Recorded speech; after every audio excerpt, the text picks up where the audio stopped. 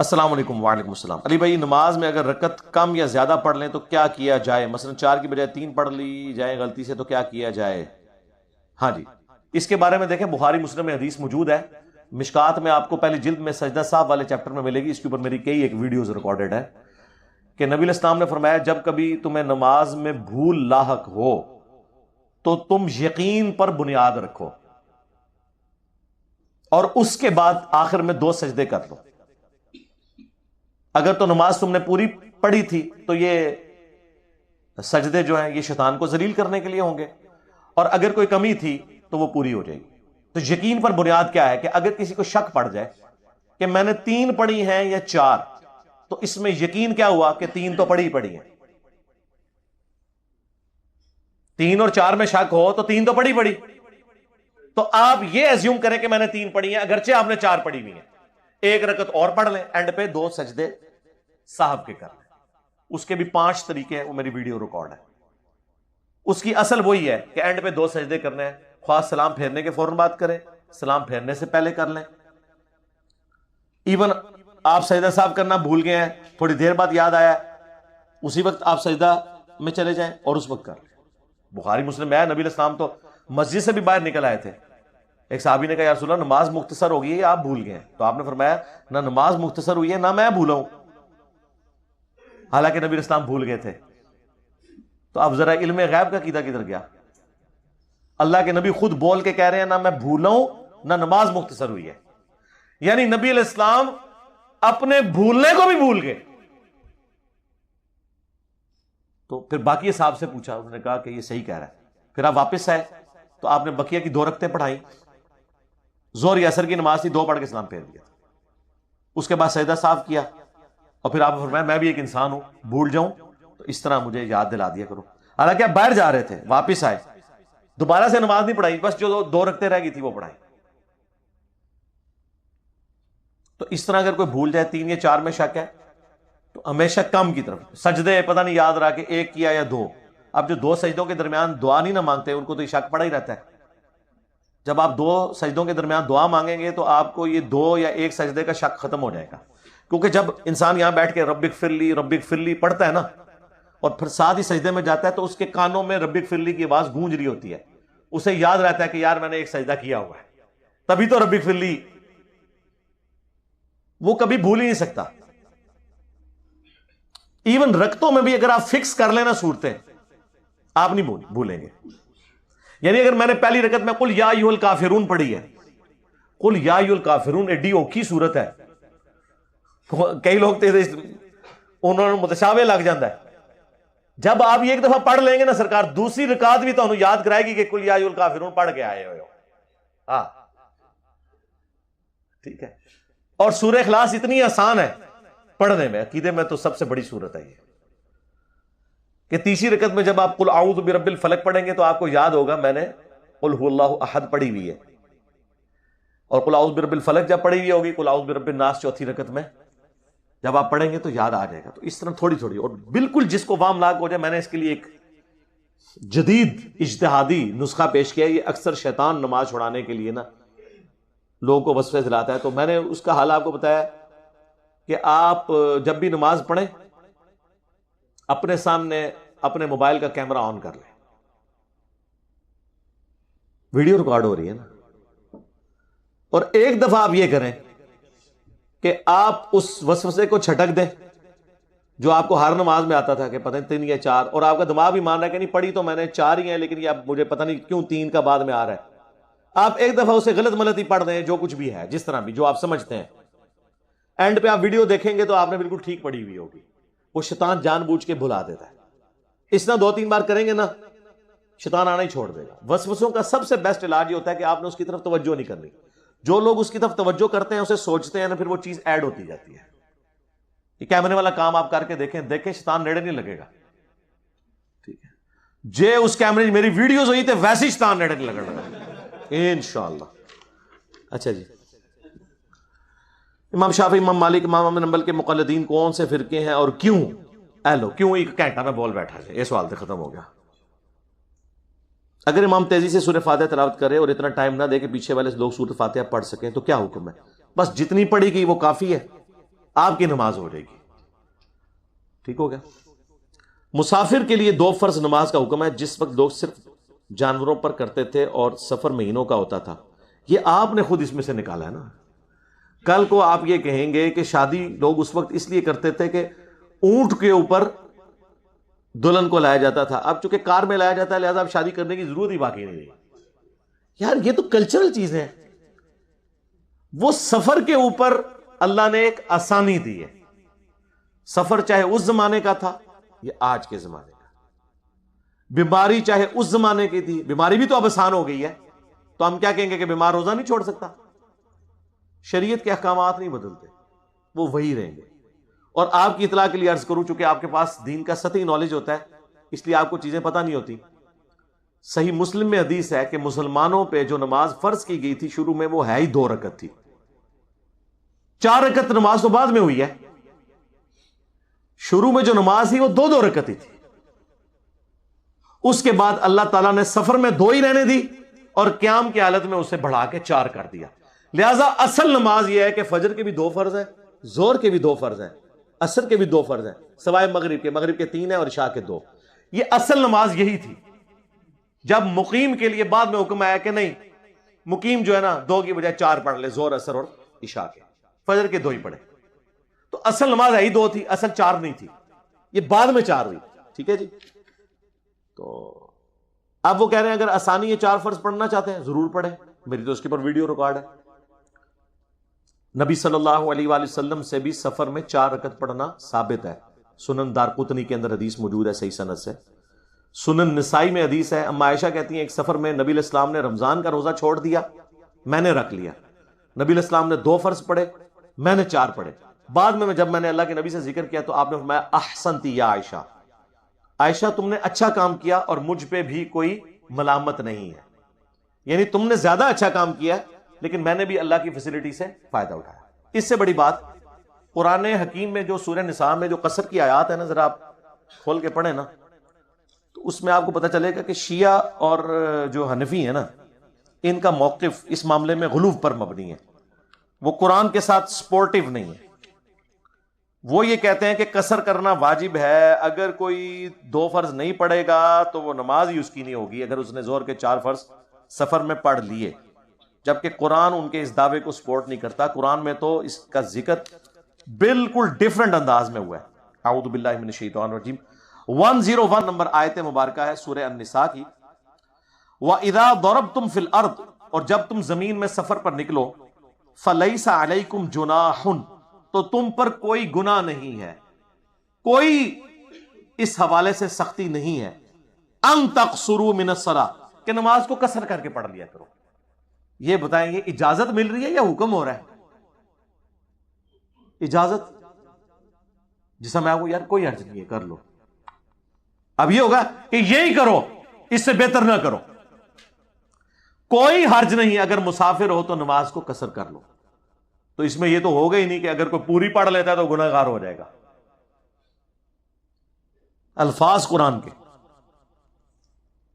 ان خفتم ان یفتنکم الذین کفروا, اگر تمہیں یہ خوف ہو کہ کافر تمہیں فتنے میں ڈال دیں گے. ظاہر ہے نماز مختصر کرنے کا فائدہ یہ ہے کہ کافر کے حملے سے آپ بچ سکتے ہیں. ظاہر ہے اس وقت آپ اسپیسیفکلی, ظاہر ہے تعویل خاص کے اعتبار سے تو سرکمسٹانسز کے اوپر قرآن نازل ہوا ہے نا.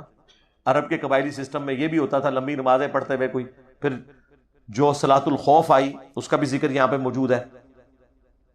بخاری مسلم میں احادیث بھی ہیں, اس میں تو پھر کہا گیا کہ ایک جماعت جو ہے وہ حفاظت کرے گی, دوسری نماز پڑھے گی. ان الکافرین کانوا لکم عدوا مبینا, بے شک کافر تمہارے کھلے دشمن ہے. اب یہ آیت واضح بتا رہی ہے, لیکن اس میں ساتھ ایک شرط کیا لگائے گی, اگر تمہیں خطرہ ہو دشمن کا. تو اس سے یہ بھی پتا چلا کہ اگر دشمن کا خطرہ نہ ہو تو قصر نہیں کرنی چاہیے. لیکن یہاں پہ ہم سنت کا سہارا لیتے ہیں کہ یہ معنی کیا اسی طریقے سے درست ہے. تو صحیح مسلم میں حدیث ہے, سیدنا عمر کے پاس ایک شخص آیا, اس نے کہا قرآن میں تو لکھا ہے جب کافروں کے فتنے کا ڈر ہو اس وقت تم قصر کر سکتے ہو. تو انہوں نے کہا میں نے یہی سوال اللہ کے نبی علیہ السلام سے بھی پوچھا تھا, تو آپ نے فرمایا یہ اللہ کی آسانی ہے, تم اسے اویل کرو عام حالت میں بھی. تو چاہے سفر آرام دہ ہو، چاہے دشمن کا خوف ہو نہ ہو، آپ نماز کو قصر کر سکتے ہیں. یہ آسانی ہے، حکمن نہیں ہے. حکم تب ہوتا جب یہ کہا جاتا کہ قصر کے علاوہ کوئی نماز پڑھے گا تو اس کی نماز ہوگی نہیں، جس طرح حنفی کہتے ہیں یا شیعہ غلوب کرتے ہیں. اس کے اگینسٹ اگر آپ اہل حدیث کو دیکھیں گے تو وہ دونوں طرح کے قائل ہیں. ٹھیک ہو گیا؟ اس لیے میں نے یہ ساتھ باقی مسافر کی نماز، اس سے ریلیٹڈ احکامات، یہ ایک تفصیلی ٹاپک ہے. میں نے ایک ایک چیز اس کی ریکارڈ کروا دی تھی قرآن کی تفسیر کلاس میں. جب ان آیات پہ ہم پہنچے تھے درجنوں احادیث ڈسپلے کی ہیں اور بڑی تفصیل کے ساتھ. مسافر کی نماز کے احکام، قصر نماز کے احکام آپ لکھیں تو ایک ایک چیز کھول کے آپ کے سامنے آئے گی. خطبے سے پہلے والی اذان کا جواب دینا چاہیے یا نہیں؟ اذان کوئی بھی ہو اس کا جواب دینا چاہیے جی. اگرچہ ہم جمعے کی جو دوسری اذان ہے اسے سنت نہیں سمجھتے.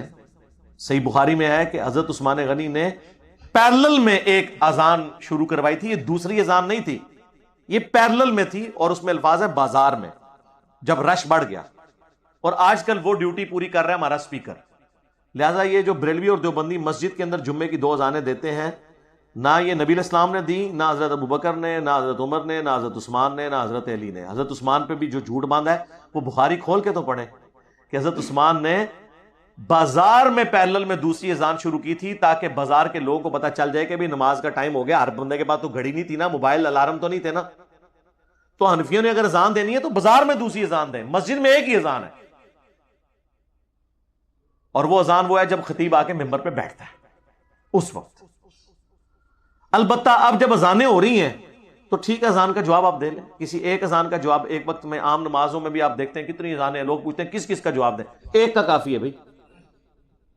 اور اذان کا پریکٹیکل جواب بھی دینا ہے، یعنی نماز پڑھنی ہے. یہ نہیں کہ آپ نے کلمات کا ہی ریپیٹ کر دیا ہے. اذان کا جواب یہ نہیں ہوتا. اور صحابہ میں ہی محاورتاً ہوتا تھا، جس طرح سنن کبریٰ البیہقی میں موجود ہے. عبداللہ بن عمر کہتے ہیں جب تک خوارج کی مساجد سے حی علی الصلاح حی علی الفلاح کی آواز آئے گی ہم ان کی اذان کا جواب بھی دیں گے، اور جب ہمیں سلام کریں گے ہم سلام کا بھی جواب دیں گے. لیکن جب وہ ہمیں کہیں گے ہم اپنے بھائیوں کو قتل کریں تو ہم ان کو قتل نہیں کریں گے. اس معاملے میں ہم ان کے ساتھ نہیں دیں گے. اور وہ خوشبیہ کے پیچھے، یعنی مختار سقفی کے فالورز کے پیچھے بھی نماز پڑھ لیا کرتے تھے. سنن کبریٰ البیہقی میں موجود ہے. تو وہاں آپ ترجمہ کرتے ہوئے دیکھیں، وہ جب وہ ترجمہ کریں گے نا تو لوگ بریکٹ میں لکھتے ہیں یعنی ہم ان کے پیچھے نماز پڑھیں گے. یعنی صحابہ کے زمانے میں اگر وہ کہتا تھا نا میں اس کی اذان کا جواب دوں گا تو مراد یہ کہ میں اس کے پیچھے نماز پڑھوں گا. سمجھ آئی؟ لبیک. یہ نہیں ہے کہ صرف وہ کریں گے. ویسے تو اعلیٰ حضرت تو کہتے ہیں کہ بد مذہبوں کی اذان کا جواب بھی نہیں دینا. احکام شریعت میں انہوں نے کہا صرف نبی علیہ السلام کے نام پہ صلی اللہ علیہ وآلہ وسلم کہنا ہے. اذان بھی ان کی نماز اور جماعت کی طرح باطل ہے. اذان کا جواب بھی نہیں ان کے نزدیک بنتا. ہمارے نزدیک کوئی بھی اذان دے رہا ہے آپ اس کا جواب دیں. ٹھیک ہے، آپ تو اللہ اور اس کے رسول کو پروٹوکول دے رہے ہیں نا، عز و جل و صلی اللہ علیہ وآلہ وسلم. دوسرا یہ بات پتہ چلی کہ اگر عبداللہ ابن عمر خوارج کے پیچھے نماز پڑھتے تھے تو مراد خوارج کو مسلمان سمجھتے تھے.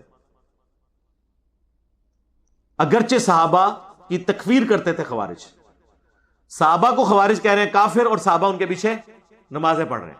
تو آج اگر کوئی صحابہ کے بارے میں بکواس کرتا ہے تو آپ اس کی علمی اصلاح کریں، نماز کے پیچھے آپ پڑھیں گے.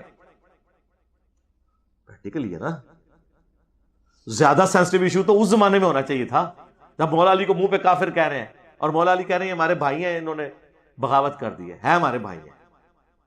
جی مصنف ابن ابی شیبہ میں موجود ہے. پوچھا کہ منافق ہے؟ کہا نہیں، منافق تو بڑی تھوڑا ذکر کرتے ہیں، قرآن میں آیا ہے، اللہ نے فرمایا ہے.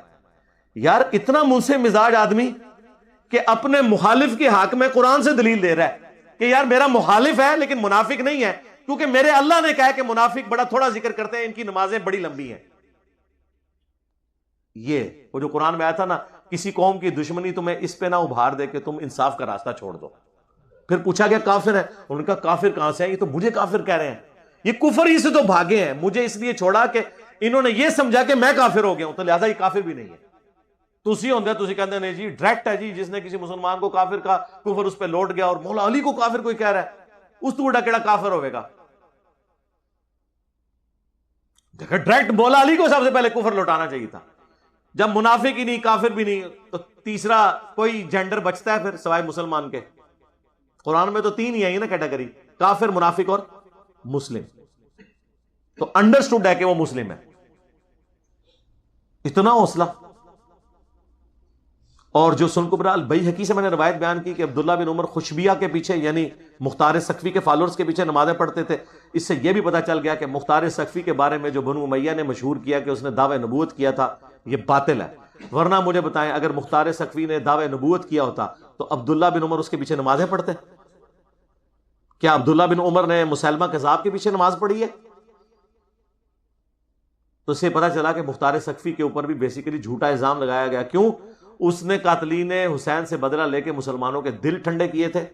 اور یہ اتنا بڑا الزام لگا کہ سنی اور شیعہ دونوں آلموسٹ اس کے اوپر متفق ہو گئے اس الزام کے اوپر. شیعہ بھی اسے مردود سمجھتے ہیں. یہ اب آ کے ایران والوں نے مختار ثقفی کے اوپر جو مختار نامہ فلم بنائی ہے اور اس ایشو کو ڈائلیوٹ کرنے کی کوشش کی ہے. ادروائز ان کے پرانے بزرگ تو بڑے غلط کامنٹس رکھتے ہیں چند ایک لوگوں کے سوا. اسی طریقے سے اہل سنت کے ہاں بھی. لیکن یہ جو چیزیں ہیں نا یہ بھی دلائل دیکھنے کی ضرورت ہے نا. اور جو روایتیں پیش کر کے آتے ہیں وہ بھی ساری امبیگوس روایتیں ہیں, اکثر تو ضعیف ہیں. واضح تو دعوی نبوت کہیں بھی نہیں ملتا کہ اس نے دعوی نبوت کیا ہوا ہو. بس بدنام کر دیتے ہیں. چھوڑ دیں, میرے بارے میں انہوں نے جناب دعوی نبوت لگائے ہوئے, میری تو ویڈیوز بھی موجود ہے. چھڑ دو انہوں تے مختار ثقفی نو. کدے منو قادیانی کہہ دینے, کدے کہہ دینے اس نے دعوی نبوت کر دیا ہے. نہیں, آپ نے دیکھا نہیں کہ ایک ویڈیو چڑھی ہوئی ہے میرے بارے میں. تو اگر اس زمانے میں یہ ہو رہا ہے جبکہ میں اپنی کلیریفیکیشن بھی دے رہا ہوں آگے, ویسے مجھے کوئی نقصان نہیں ہوتا. میں کہتا ہوں آپ جتنا میرے خلاف پروپیگنڈا کریں گے نا, وہ ابھی وہ جو لائف سٹوریز میں کوئی کہہ رہا ہے جی میں نے مفتی طارق مسعود صاحب کا کلپ دیکھا جیری صاحب کے خلاف, کوئی کہتا ہے جی میں نے فلاں عالم صاحب کا کلپ دیکھا. ٹھیک ہے, تو میں نے باقاعدہ نیچے کمنٹس کیے thank you Mufti Tariq Masood.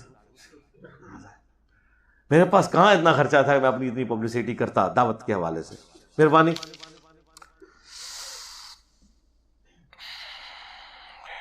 Is there any incident of beating kids for their correction, teaching or for mistakes? جی سنن ابی داؤد میں حدیث ہے جب بچہ 7 سال کا ہو جائے تو اسے نماز پڑھاؤ, اس کو ساتھ لے کے جاؤ. جب 10 سال کا ہو جائے تو پھر اسے مار کے نماز پڑھاؤ. یعنی مارنا وحشیوں کی طرح نہیں ہے. بخاری مسلم میں حدیث ہے کہ چہرے پہ مارنے سے نبی صلی اللہ علیہ وآلہ وسلم نے منع کیا. ہڈی پسلی نہیں توڑنی.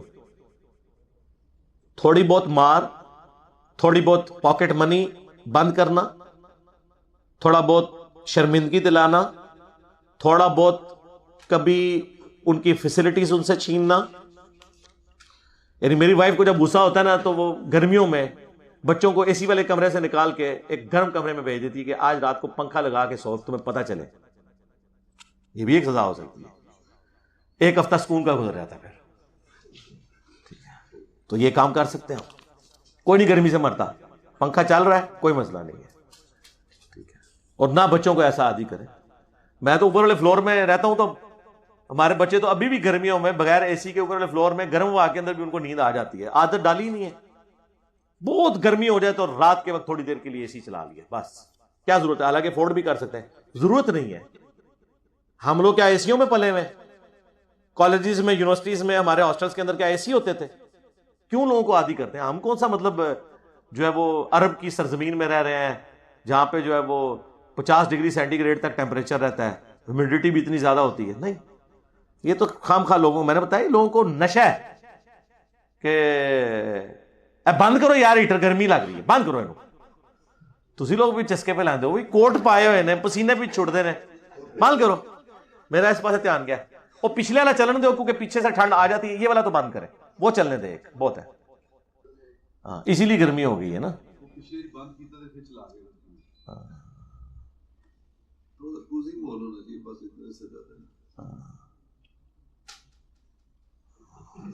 وہ تو سارے ہی بول دے پے نے,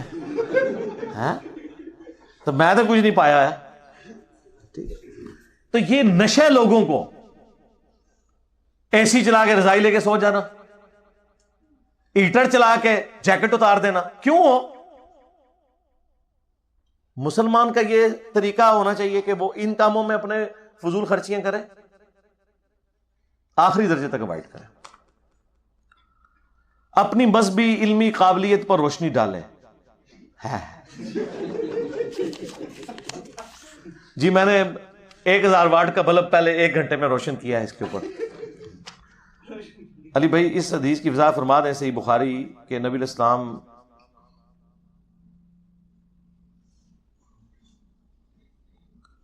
ہاں جی اب یہ عورتوں سے ریلیٹڈ ایک مسئلہ لکھا ہوا ہے, میں اس کو کوڈ ورڈ میں بیان کر دیتا ہوں, جس کا سوال ہے اسے پتہ چل جائے گا. تو یہ استحاضہ کی ایک بیماری ہوتی ہے جس میں یعنی وہ خون حیض کا نہیں ہوتا عورتوں کا, بلکہ ایک بیماری ہے جس کی وجہ سے خون نکلتا رہتا ہے. اس خون کے نکلنے کی وجہ سے جو ہے نا وہ غسل واجب نہیں ہوتا, تو ظاہر ہے کہ وہ پھر اس طرح کے معاملات ہوتے ہیں, اس کی وجہ سے ہی ہوتا تھا. ہمارے امام مسجد سپیڈ سے نماز پڑھاتے ہیں جس کی وجہ سے بعض ٹائم سورہ فاتحہ تو مل جاتی ہے لیکن سورت ملانے کا موقع نہیں ملتا. اللہ شکر ادا کرو, ساڑھے امام تو فاتحہ بھی نہیں پوری پڑھی جاتی, اللہ شکر ادا کرو. ٹھیک ہے, تو بس جتنا پڑھا جائے کافی ہے. نماز کے رکھتے قرآن مجید میں درج ہے یا نہیں, تفصیل روشنی ڈالیں. اس کے اوپر میری ویڈیو دیکھ لیں آپ, نمازوں کی رکعات, نمازوں کے اوقات میں نے تفصیل سے بتایا. قرآن میں نماز کا طریقہ بھی نہیں آیا, رکھتے ہیں تو بعد کی بات ہے نا, صرف نماز کے جو اہم ارکان تھے سجدہ, رکوع, قیام, اس کا ذکر آیا. لیکن جب قرآن نے سنت کی طرف ہماری رہنمائی کی, من یطیع الرسول فقد اطاع اللہ, تو یہ ٹاپک سنت کا ہے, قرآن کا یہ ٹاپک نہیں ہے. اسلام کی بنیاد قرآن اور سنت 2 چیزوں کے اوپر ہے. جو سنت کو نہیں مانتا وہ گمراہ نہیں ہے, وہ کافر ہے, کیونکہ قرآن پہ عمل سنت کے بغیر ہو نہیں سکتا.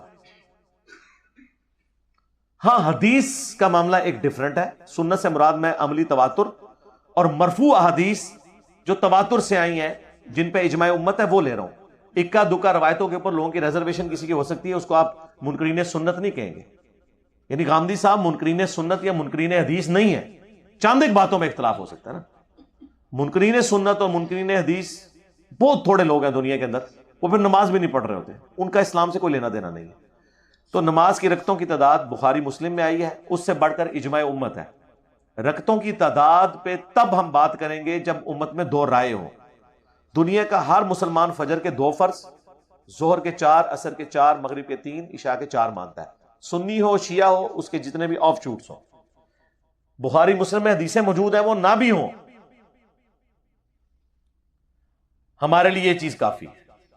ہمارے سامنے قرآن کی آیات بھی نہ ہو تب بھی مسلمان قبلہ روخی منہ کر کے نماز پڑھے گا. بڑی بڑی شخصیات اسلامی ہسٹری میں آئی ہیں, لیکن کسی مزار کو کسی نے قبلہ نہیں بنایا. قبلہ ابھی بھی خانہ کعبہ میں ہے. سعودیہ ایران کی کتنی مرضی ٹسل ہو جائے, ایران کے لوگ حج کرنے کے لیے سعودیہ ہی جائیں گے. یہ نہیں ہوگا کہ وہ کہیں گے ہم نے اپنا قبلہ چینج کر لینا, یہ نہیں ہوگا. یہ ہے اجماع امت. تو اس طرح نماز کی رکعت کی تعداد بھی اجماع امت سے. رہ گئے نوافل اور سنتیں, وہ بخاری مسلم میں موجود ہیں کہ فجر سے پہلے 2, زہر سے پہلے 4, زہر کے بعد 2, مغرب کے بعد 2, عشاء کے بعد 2. یہ سنت موقدہ 12 رکعت ہے, اور زہر کے بعد 4 بھی ثابت ہے, لیکن عمومی عمل 2 والا ہے. زہر سے پہلے بعض جگہ پہ 2 بھی روایت ہوئی ہیں صحیح بخاری میں, لیکن وہ عدم ذکر ہے, 4 ہی ہیں, 12 رکھتے ٹوٹل. اس کے علاوہ وتر کی نماز ہے, اور جو چاشت, اشراق, یہ سب نفلی نمازیں. اصل جو فرائض ہیں وہ 17 رکعت ہیں, 2 فجر, 4 ظہر, 4 عصر, 3 مغرب, 4 عشاء. اس کے اوپر اجماع ہے, میری ویڈیو دیکھ لیں, میں نے ایک ایک چیز اس کے اوپر ڈسپلے کی ہے. علی بھائی میں ایک دیوبند فیملی سے تعلق رکھتا ہوں, ہمارے ہاں قل تو نہیں کروائے جاتے لیکن رشتہ داروں کو بلا کے سپارے پڑھوائے جاتے ہیں. جی ہمیں پتہ ہے, وہ کہتے ہیں تیجا ہے, وہ کہتے ہیں دعا ہوگی. جی جی یہ نشانی ہے نا جی. دیوبند اور بریلی یہ 2 ایک ہی کمپنی کے 2 برانڈ ہیں, جیسے سپریم اور لپٹن. دونوں یونیلیور کے ہیں, ایک ہی کمپنی کے 2 برانڈ ہیں. تو وہ اس کے لیے وہ ایک کا نام لپٹن رکھا ہوا ہے, یعنی ایک کا نام رکھا ہوا ہے کل اور تیجا, دوسرے کا رکھا ہوا ہے دعا ہوگی یعنی سپریم. اچھا کھانے کا بھی انتظام ہوتا ہے, جی ہمیں پتا ہے. بدعت ہے میرے بھائی. اصالہ ثواب کے 10 طریقے میری یوٹیوب کے اوپر ویڈیو دیکھ لیں, میں نے سب کچھ بتایا کہ کون کون سے طریقے سے آپ نے اصالہ ثواب میت کی طرف سے کرنا ہے. ایک تفصیلی جواب ہے. باقی یہ جتنی ایکٹیویٹیز ہیں یہ بدعت ہے. صدقہ پھینکنے کے بعد پیچھے مڑ کر دیکھنے سے کیا صدقہ ضائع ہو جاتا ہے؟ میرا خیال ہے یہ پھینک رہے ہوں گے وہ چیلوں کے آگے, بلیوں کے آگے, پھر پیچھے مڑ کے نہیں دیکھتے ہوں گے. ظاہر انسان کے آگے پھینکا تو نہیں جاتا نا, یا ہو سکتا ہے الفاظ کے چناؤ میں فرق ہو. پھینکنے سے مراد وہ تقسیم کرنا کہہ رہے ہو. اچھا تو مڑ کے دیکھنے سے کیوں ضائع ہو جائے گا؟ ضائع اس وقت ہوگا جب آپ اس کا احسان کسی کے اوپر جتائیں گے. جانور تو آپ کی لینگویج ویسے ہی نہیں سمجھتے، آپ وہاں بول کے بھی کہہ دو نا کہ مچھلیوں میرا احسان ہے تم پہ، تب بھی انشاءاللہ ضائع نہیں ہوگا. ضائع ہوتا ہے انسانوں کے کیس میں، کیونکہ قرآن حکیم میں آیا ہے کہ جس صدقے کے بعد اس کو جتلایا جائے نا، یعنی تکلیف دی جائے، اس سے تو بہتر ہے کسی سے اچھے طریقے سے بات کر لی جائے. وہ بہتر چیز ہے بجائے کہ آپ کسی کو یہ کرو. پھر اللہ نے مثال دی ہے کہ اس شخص کی مثال ہے کہ جس طرح ایک چٹیل جو پتھر ہے اس کے اوپر مٹی اور تیز پانی کا جھونکا ہے، اس کو بالکل صاف کر دے گا. اس طرح اس کی نیکیاں ضائع ہو جائیں گی جو کسی کے اوپر اس کو جتاتا ہے. اکثر لوگ پوچھتے ہیں جی کسی کو زکوٰۃ دینی ہے تو بتا کے دیں. نہیں بھائی، کیوں بتا کے دیں؟ آپ کو پتا ہے اس کو لگتی ہے تو آپ اسے کوڈ ورڈ میں ہی دیں گے کہ یہ لو چلو بچوں کے لیے میری طرف سے عیدی، یہ وہ. بتانا کیوں ہے آپ نے؟ اللہ کو پتا ہے. ٹھیک ہے، تو بتانا تو تب ہونا جب اللہ کو بتانے کے لیے بتانا پڑے. اللہ کو تو سب کچھ پتا ہے. مسند احمد میں حدیث ہے، جس نے دکھلاوے کے لیے نماز پڑھی اس نے شرک کیا، جس نے دکھلاوے کے لیے روزہ رکھا اس نے شرک کیا، جس نے دکھلاوے کے لیے صدقہ کیا اس نے شرک کیا. حتیٰ کہ صحیح مسلم میں حدیث ہے 3 لوگوں کو قیامت کے دن بلایا جائے گا، ایک شہید کو، ایک سخی کو، ایک قاری کو. اللہ تعالیٰ سب کو اپنی نعمتیں گنوائے گا، پھر پوچھے گا ہاں بھائی تو نے کیا کیا؟ شہید کہے گا جان دے دی نا. اللہ کہے گا اس لیے دی تاکہ لوگ تجھے بہادر کہیں اور دنیا میں تیری بڑی تعریف ہوئی، میرے ہاں تیرے لیے اب کچھ نہیں، اوندھا منہ کر کے جہنم میں. سخی کہے گا اللہ کوئی جگہ نہیں میں نے چھوڑی کہ تو نے حکم کیا اور میں نے مال نہ وہاں خرچ کیا ہو. اللہ نے فرمایا اس لیے کیا کہ لوگ تجھے سخی کہیں اور دنیا میں تیری بڑی تعریف ہوئی، تجھے انعام دنیا میں مل گیا، اوندھا منہ کر کے جہنم میں. اور قرآن کے قاری کو اللہ تعالیٰ فرمائے گا، وہ کہے گا میرا تو اوڑھنا بچھونا ہی قرآن تھا. اللہ تعالیٰ فرمائے گا تو نے اس لیے کیا تاکہ لوگ تجھے قاری کہیں، تیری تعریف کریں اور دنیا میں تیری بڑی تعریف ہوگی، استاذ القرآن. ہاں، تو اب میرے ہاں تیرے پاس کوئی اجر نہیں. لیکن کسی پہ آپ فتویٰ نہ لگائیں، ہر شخص اپنے اوپر خود غور کرے کہ میں یہ کس لیے کر رہا ہوں. اس ذہن میں رکھیے گا. کوئی کر رہا ہے اس کو آپ سائڈ پہ ترغیب ضرور دلا سکتے ہیں کہ دیکھنا یار یہ جو تم قربانی کا بیل لے کے تو اللہ کے لیے آئے تھے، جیو پہ اس کی پٹی چلانے کی، ARY پہ، دنیا پہ، سما پہ کیا ضرورت تھی کہ یہ امریکن بیل جو ہے وہ 35 لاکھ روپے کا آپ نے امپورٹ کیا ہے جس کے کانوں پہ چپ بھی لگی ہوئی ہے. یا ہر سال آپ جو ہے وہ جناب تماشا لگواتے ہیں، وہ ایک مکان کی 4تھی منزل کے اوپر وہ بیل پالتے رہتے ہیں اور پھر ایک کرین منگوا کے، پچھلی بار تو وہ بیل گر بھی گیا تھا آپ کو پتا ہے. ابھی گورنمنٹ کا کام ہے کہ پروفیشنل لوگوں کو بلائیں، اول تو اس کو منع کریں جو اس نے تماشا لگایا ہوا ہے 4تھی منزل والا. ہر دفعہ ویڈیو بنتی ہے، ہر دفعہ یہ کون سا مطلب آپ یہ دین پیش کر رہے ہیں لوگوں کو. صحابہ کرام تو اپنی نیکیوں کو اس طرح چھپاتے تھے جس طرح لوگ اپنے گناہوں کو چھپاتے ہیں کہ ضائع نہ ہو جائیں گے. تو خدا کے لیے اس سے بچیں. ہم 3 بھائی ہیں، ہماری بہن نہیں ہے اور ہمارے والدین حیات ہیں. میرے والد صاحب اپنی زمین پر اپنی مرضی سے ہم تینوں بھائیوں کے نام اپنی زندگی میں کروانا چاہتے ہیں. پٹواری سے بھی بات کی ہے، وہ بھی کہتا ہے ہو جائے گی. آپ کی وراثت کے حوالے سے ویڈیو دیکھی جس کے بعد کنفیوژن ہے. ظاہر کنفیوژن تو ہے نا جی، اس طرح تو نہیں کروا سکتے. کچھ حصہ چلیں 1/3 مال گفٹ کر دیں برابر برابر کر کے، 1/3 کا بھی پھر آگے 1/3 کریں، یعنی 1/3 کا بھی آگے آدھا کر لیں اور آپس میں اس طریقے سے آپ تقسیم کر لیں. لیکن یہ نہیں ہوگا کہ آپ اپنی زندگی میں سارا اس نام پہ چڑھا دیں. آپ والدین سے پوچھیں یار یہ کس نے ہتھیار لینا ہے؟ جب 3 بیٹے ہیں تو باہر سے تو پاکستان کا قانون بھی کسی کو سپورٹ نہیں کرتا کہ وہ آپ کی جائیداد ہتھیار کے لے جائے گا. اور یہ پتہ ہی نہیں ہے کہ بیٹا پہلے مر جائے پھر کیا کریں گے. وراثت کا تعلق مرنے کے بعد ہے، زندگی میں تو ہے نہیں. زندگی میں ہبہ اور گفٹ ہوتا ہے اور وہ بھی 1/3 مال کے اندر. باقی میری ویڈیو وراثت کے اوپر دیکھ لیں.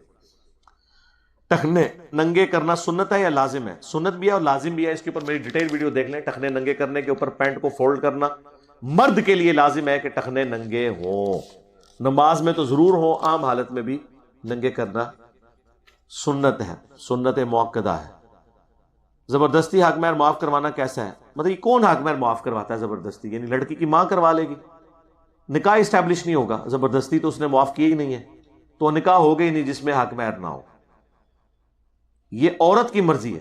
لیکن اگر عورت نے خود اپنے ہاتھوں سے سائن کر دیے اس کے بغیر، وہ زبردستی نہیں ہے، اس نے کر دیا، اس نے مان لیا. اڑ جائے نا کہ میں نہیں کرتی سائن، ختم کر دیں. لیکن جب وہ خود سائن کر دیتی ہے، چاہے زبردستی ذہنی طور پہ پریشرائز کر کے، بل اس نے ایڈمٹ تو کیا ہے نا، گن پوائنٹ پہ بھی کر رہے ہیں تو ماں باپ گن پوائنٹ پہ تو نہیں کروا رہے ہوتے، ترغیب ہی دلا رہے ہوتے ہیں نا، عورت کہہ دینا کہ میں نہیں کرتی.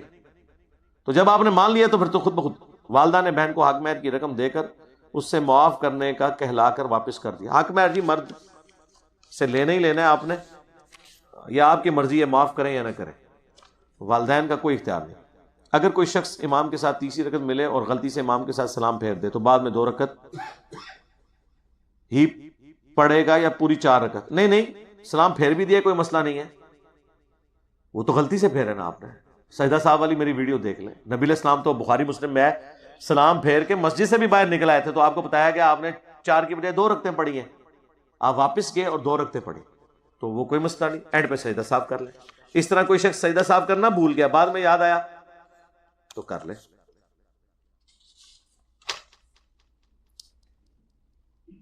عبادات میں جدید سہولیات کس حد تک استعمال کرنا جائز ہے؟ جو نارمل ہے وہ آپ استعمال کریں، جو آپ اپنی نارمل زندگی میں کر رہے ہیں. یعنی سردیوں میں گرم پانی ہونا چاہیے، فیسلٹی ہے. اس طریقے سے رات کے وقت مسجد کے اندر اتنی لائٹنگ تو ضرور ہونی چاہیے. میں نہیں کہتا کہ باہر ساری لائٹنگ کرا دیں، کہ کم از کم سکون سے کوئی نماز پڑھ سکے. اچھا قالین، صفائی ستھرائی، اچھے ٹوائلٹس جو ہم اپنے گھروں میں اویل کر رہے ہیں وہ ساری فیسلٹیز ہونی چاہیے. باقی فضول خرچی جو کرنا یہ بالکل غلط ہے. آخری درجے تک اوائڈ کریں مسجد میں فضول خرچی، بلکہ قرب قیامت کی نشانی ہے. ابو داؤد ترمذی میں آئی ہیں کہ لوگ فخریہ مسجدیں بنائیں گے. آج بھی گاؤں ایریا میں دیکھیں وہ جٹ ایک مسجد بناتے ہیں نا، پھر گجر مقابلے پہ آ جاتے ہیں، پھر ارائی آ جاتے ہیں، وہ اپنی مسجدیں لادہ بناتے ہیں. وہاں مسجدیں خاندانوں کے نام پہ بنی ہوئی ہوتی ہیں اور عجیب و غریب طریقے سے اس کے اندر وہ شیشے کا اور پتہ نہیں ٹائلوں کا کون کون سا کام کرواتے ہیں. سمپل کام کروائیں یار. مسجدیں بھی مزار بنا دیے میں، اتنا وہ باریک شیشے کا کام کروا رہے ہوتے ہیں جس کی ضرورت نہیں ہوتی. صاف ستھری مسجد ضرور ہونی چاہیے، گندی نہ ہو. سمپل سفیدی کروا لیں، یا آج کل یہ پیلنگ آئی ہے جان ہی چھوٹ جائے گی سفیدی سے بھی. ایک بار کروا لیں، نہ اس نے جناب اترنا ہے نہ اس کا رنگ فینٹ پڑنا ہے، کروا کے تو فارغ ہو جائے بجائے ہر دفعہ یہ پینٹ پھیرنے کے. تو جس طریقے سے بھی ہو سکتا ہے جو افورڈ کر سکتا ہے. فوٹو اور موویز تقاریر کی بنانا گناہ کے زمرے میں آتا ہے؟ نہیں، جو منظر عام زندگی میں دیکھنا جائز ہے وہی منظر کیمرے میں قید کرنا جائز ہے. جو منظر عام زندگی میں دیکھنا حرام ہے کیمرے میں بھی اسے قید کرنا حرام ہے. بس سمپل فارمولہ. کیا اسلام میں بیوی کو تھپڑ مارنے کا اختیار دیتا ہے؟ جو تھپڑ آپ مارنا چاہتے ہیں اس کا تو اختیار کوئی نہیں ہے. چہرے پہ تو بخاری مسلم میں نبی اسلام نے مارنے سے منع کیا ہے. مزہ تو آتا ہے چہرے پہ مارنے کا جس کو بھی مارنا ہو، تو وہ لہذا مزہ ختم ہو گیا، جان دو. ٹھیک ہے، وہ قرآن میں آیا اگر عورت بے حیائی پہ اتر آئے تو اس سے پہلے بستر سے الگ کرو، پھر بھی باز نہ آئے تو مارو، لیکن مارنا پیٹنا اس طرح نہیں کہ ہڈی پسلی توڑ دینی ہے.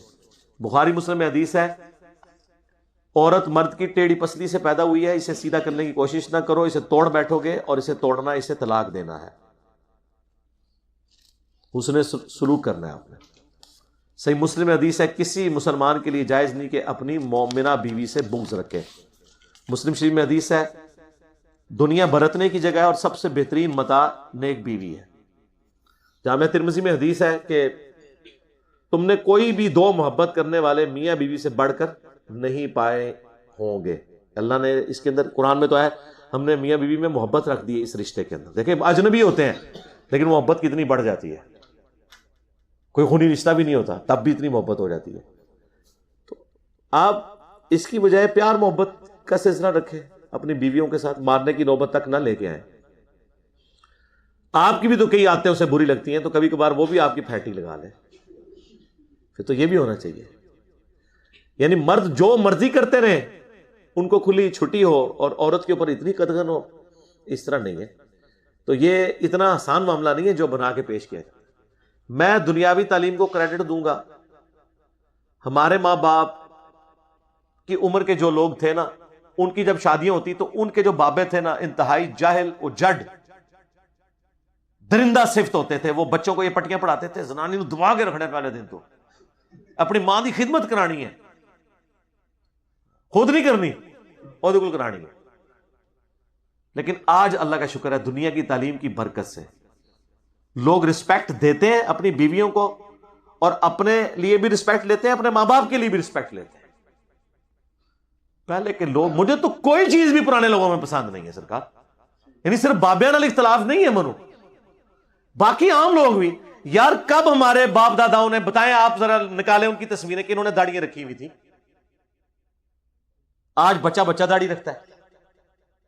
جائیں 70s 80s کی ویڈیوز دیکھیں، پاکستان کے کالجز میں کتنی عورتیں جو ہے وہ برقع کرتی تھی، بال کھول کے کٹنگ کر کے پھرتی تھی۔ اس زمانے کے ڈرامے دیکھ لیں، ابھی تو صرف ڈراموں میں دکھایا جا رہا ہے، ورنہ پریکٹیکلی آپ کالج یونیورسٹیز میں دیکھیں کتنی عورتیں برقع کرتی ہیں۔ ہماری مائیں اور دادیاں جب اس عمر میں تھی نا، اللہ کے فضل سے کسی نے برقع نہیں پہنا ہوتا تھا، زیادہ تر چادر ہی لے کے جاتی تھی، جس طرح آج بھی گاؤں کی عورتیں ہیں۔ تو نہ عورتیں اس زمانے کی اس لیول پہ تھیں نیکی کی طرف مائل، نہ مرد جو آج ہے۔ پاکستان بننے سے پہلے آپ کو ویڈیوز نہیں ہیں موجود محمد علی جناح کے جلسوں کی، دیکھیں کتنے لوگوں نے داڑیاں رکھی ہوئی ہیں، اور نفرت کرتے تھے لوگ۔ کوئی جوانی میں داڑھی رکھ لیتا تھا، اس کا ابا ہی اس کو کہتا تھا تو کہ جوانی سے روگ لال ہے۔ ابھی بھی آپ گاؤں ایریا میں چلے جائیں جو بالکل بیکورڈ ہے، بڈھے بڈھے بابے آپ کو نماز پڑھتے نظر آئیں گے۔ کیوں؟ وہاں پہ کنسپٹ ہی نہیں کہ بوڑھے کے بغیر آپ نے مسجد میں جانا ہے۔ آئیں شہروں میں دیکھیں، اگر 100 نمازی ہے نا، 80 جو ہے نا وہ کالی داڑیوں والے آپ کو نظر آئیں گے۔ آج سے پہلے 25-30 سال پہلے جوان بندہ نماز پڑھتا ہی کو نہیں ہوتا تھا، داڑھی تو بڑی دور کی بات۔ تو مبارک دور تو یہ ہے سرکار، لوگ پرانے نو یاد کر کے روندے نا، کوئی شے بھی نہیں سی چنگی۔ پرانے لوگوں سے پوچھیں کہ ان کے امام مسجد قرآن کس طرح پڑھتے تھے؟ الحمدللہ رب العالمین۔ آج کے قاری دیکھیں کتنا پیارا قرآن پڑھتے ہیں۔ یہ مبارک دور دیکھا تھا؟ آج ہمارے بچے بھی وہ قرآن پڑھ رہے ہیں جو ہمارے بزرگان دین علماء بھی نہیں پڑھتے تھے، پروننسیشن کے ساتھ۔ لوگوں نے قاری گھر میں لگوائے ہیں۔ کوئی ایک چیز بتائیں اس زمانے کی جو آج کے زمانے سے بہتر تھی۔ قرآن پڑھنا ہی نہیں آتا تھا، ترجمہ تو چھاڑ ہی دو۔ آج بچے کے پاس، ہر بچے کے پاس اسلام 360 ہے، قرآن ترجمے والا تھا۔ ہاں جی، او یار خوراک والے پاس ٹوٹ جو، خوراک آج بھی چنگی مل جاتی ہے۔ ہاں جی، کیڑی شے لبھی جائے وچوں ٹونڈ کے۔ ٹھیک ہے، تو میں آپ کو بتا رہا ہوں کہ خدا کے لیے یہ جو چیزیں ہیں نا، اس دور کی برکت سے، ایجوکیشن کی برکت سے، علاج بہتر ہو گیا، ایجوکیشن بہتر ہو گئی، ٹھیک ہے، لوگ زیادہ اپنی صحت کے معاملے میں کانشیس ہو گئے، دین کے معاملے میں کانشیس ہو گئے، علم کے معاملے میں کانشیس ہو گئے، تعلیم کے معاملے میں کانشیس ہو گئے۔ پہلے کوئی پڑھا لکھا ہوتا تھا، اب دیکھیں میرا خیال ہے کہ آج کے زمانے میں شاید ہی کوئی ینگ بچیوں میں سے ہو جو پڑھی لکھی نہ ہو۔ تعلیم ہے نا، تو یہ اللہ تعالیٰ نے انسانیت کو کیسی ترقی کروائی۔ جوانی میں اگر زکوٰۃ مکمل ادا نہ کی تو بڑھاپے میں کس طرح کیلکولیٹ کریں؟ خود کیلکولیٹ کریں، میں نے تو نہیں آپ کو کیلکولیٹ کر کے بتانی، اندازہ لگا لیں، ظاہر ہے، اور کیا کر سکتے ہیں، اندازہ لگا لیں، باقی اللہ سے معافی مانگ لیں۔ تیمم کا طریقہ کپڑوں اور جسم کے ناپاک ہونے کی صورت میں ایک ہی طریقہ ہے، کپڑے تو بہرحال ناپاک ہوں گے تو وہ بدلنے ہوں گے۔ اگر کپڑے اور اویلیبل نہیں ہیں، آپ کسی ایسی جگہ پہ ہیں تو پھر انہی کپڑوں میں نماز پڑھ لیں، لیکن اگر کپڑے آپ بدل سکتے ہیں تو کپڑے آپ بدلیں گے۔ کپڑے ناپاک ہوں یا کپڑے نہ پہنے میں ہوں، دونوں صورتوں میں وضو بھی ہو جاتا ہے، تیمم بھی ہو جاتا ہے۔ وضو اور تیمم توڑنے والی چیزوں میں یہ چیزیں نہیں آتی، میں نے پچھلی دفعہ اسے ڈسکس کیا تھا۔ غیر مسلم، غیر محرم کو دعوت ہے، یہ محرم لفظ نہیں ہوتا، محرم ہوتا ہے، اچھا زبر ڈالی ہوئی ہے۔ محرم کہتے ہیں احرام والے کو، ٹھیک ہے، محرم اور محرم، یہ جو غیر مسلم غیر محرم کو دعوت اسلام دینے کا طریقہ، یا آپ جو ہے نا غیر مسلم محرم کو ہی اسلام کی دعوت دیں۔ منو پتہ ہے کہڑے چکرے چو ہو گے تسی۔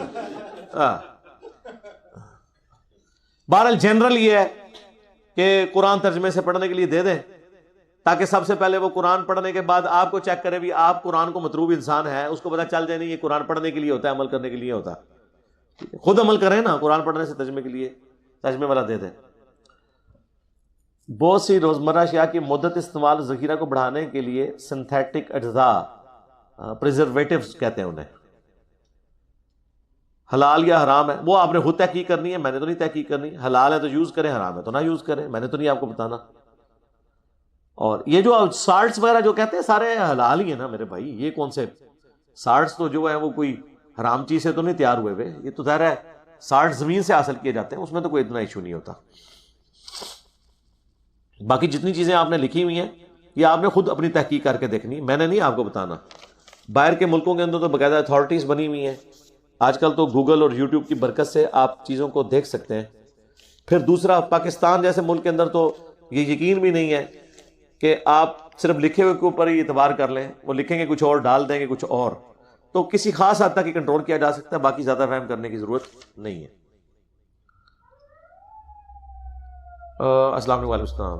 میرا فرسٹ پوائنٹ اباؤٹ یزید ہے آل امیہ رفع الیدین.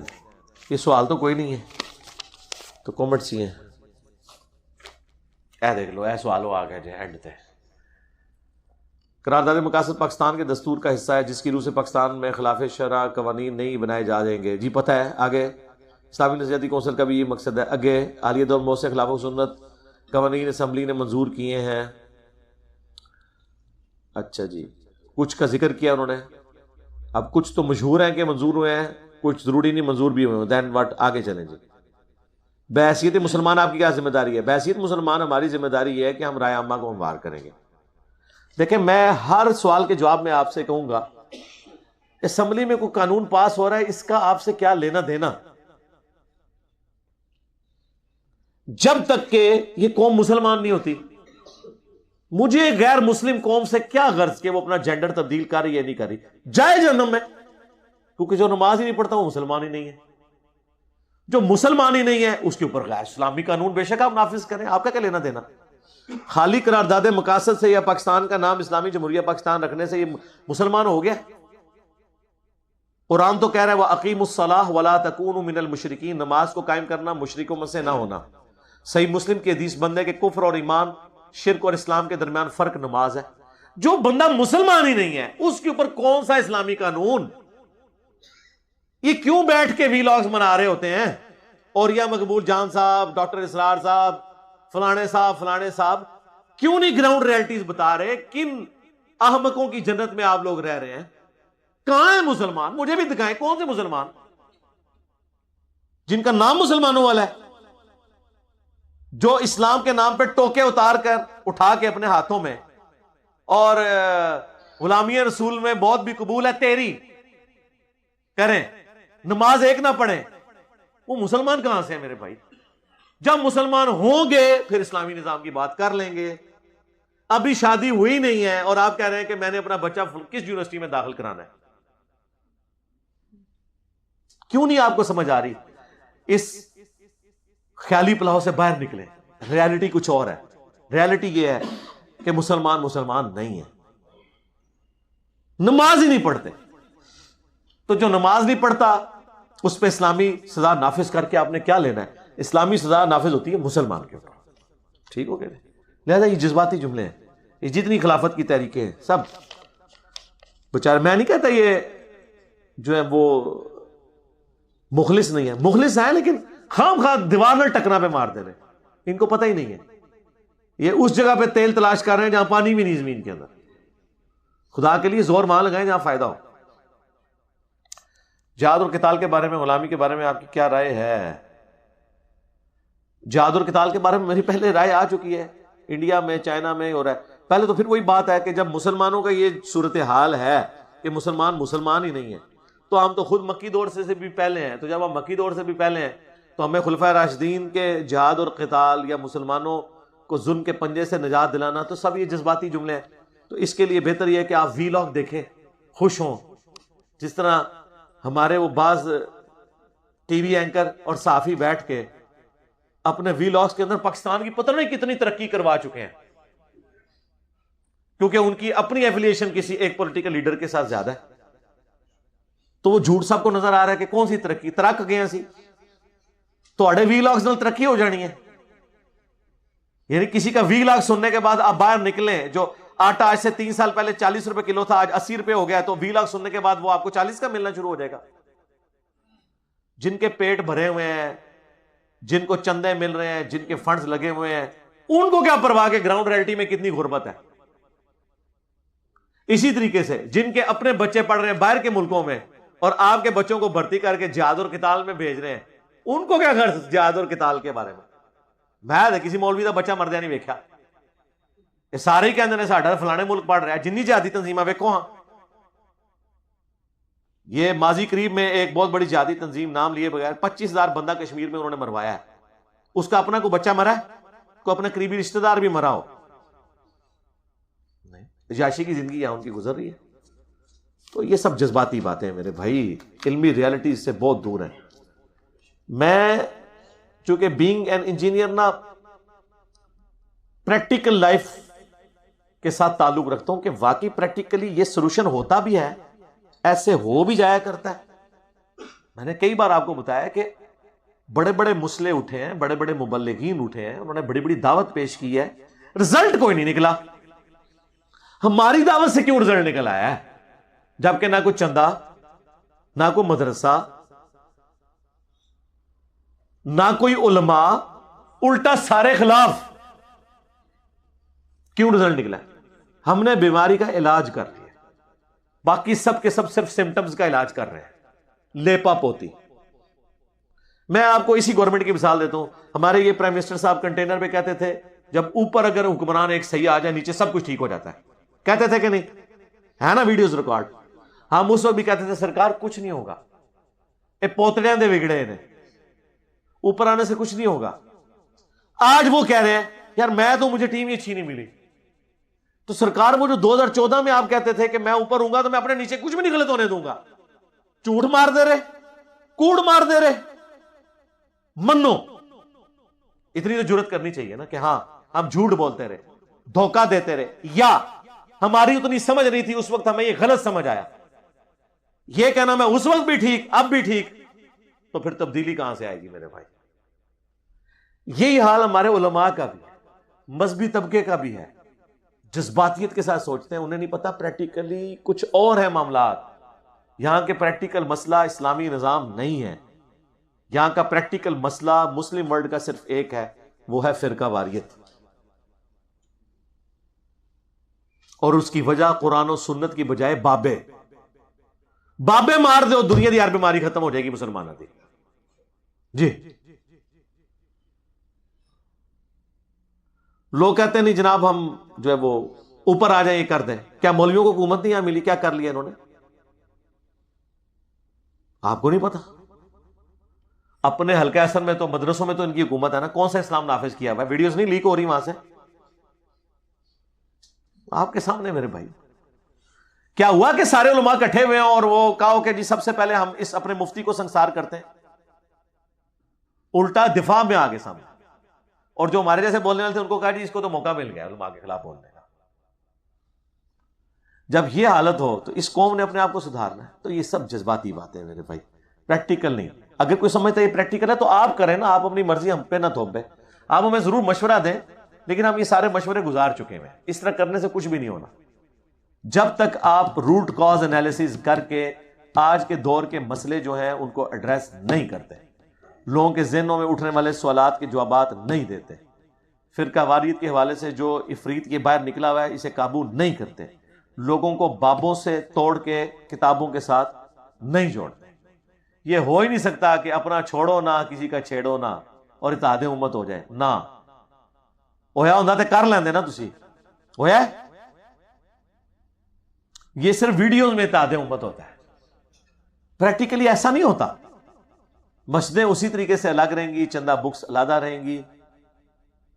ہاں میرے خلاف ساروں نے اتحاد امت کیا ہوا ہے وہ, لیکن ایک ایجنڈے کے اوپر, ایک ایجنڈے کے اوپر. تو چلے آپ کی خواہش ہم نے پوری کرا دی, چاہے اس طرح کر کے کان پکڑا گیا, کچھ تو خواہش پوری کروا دی نا.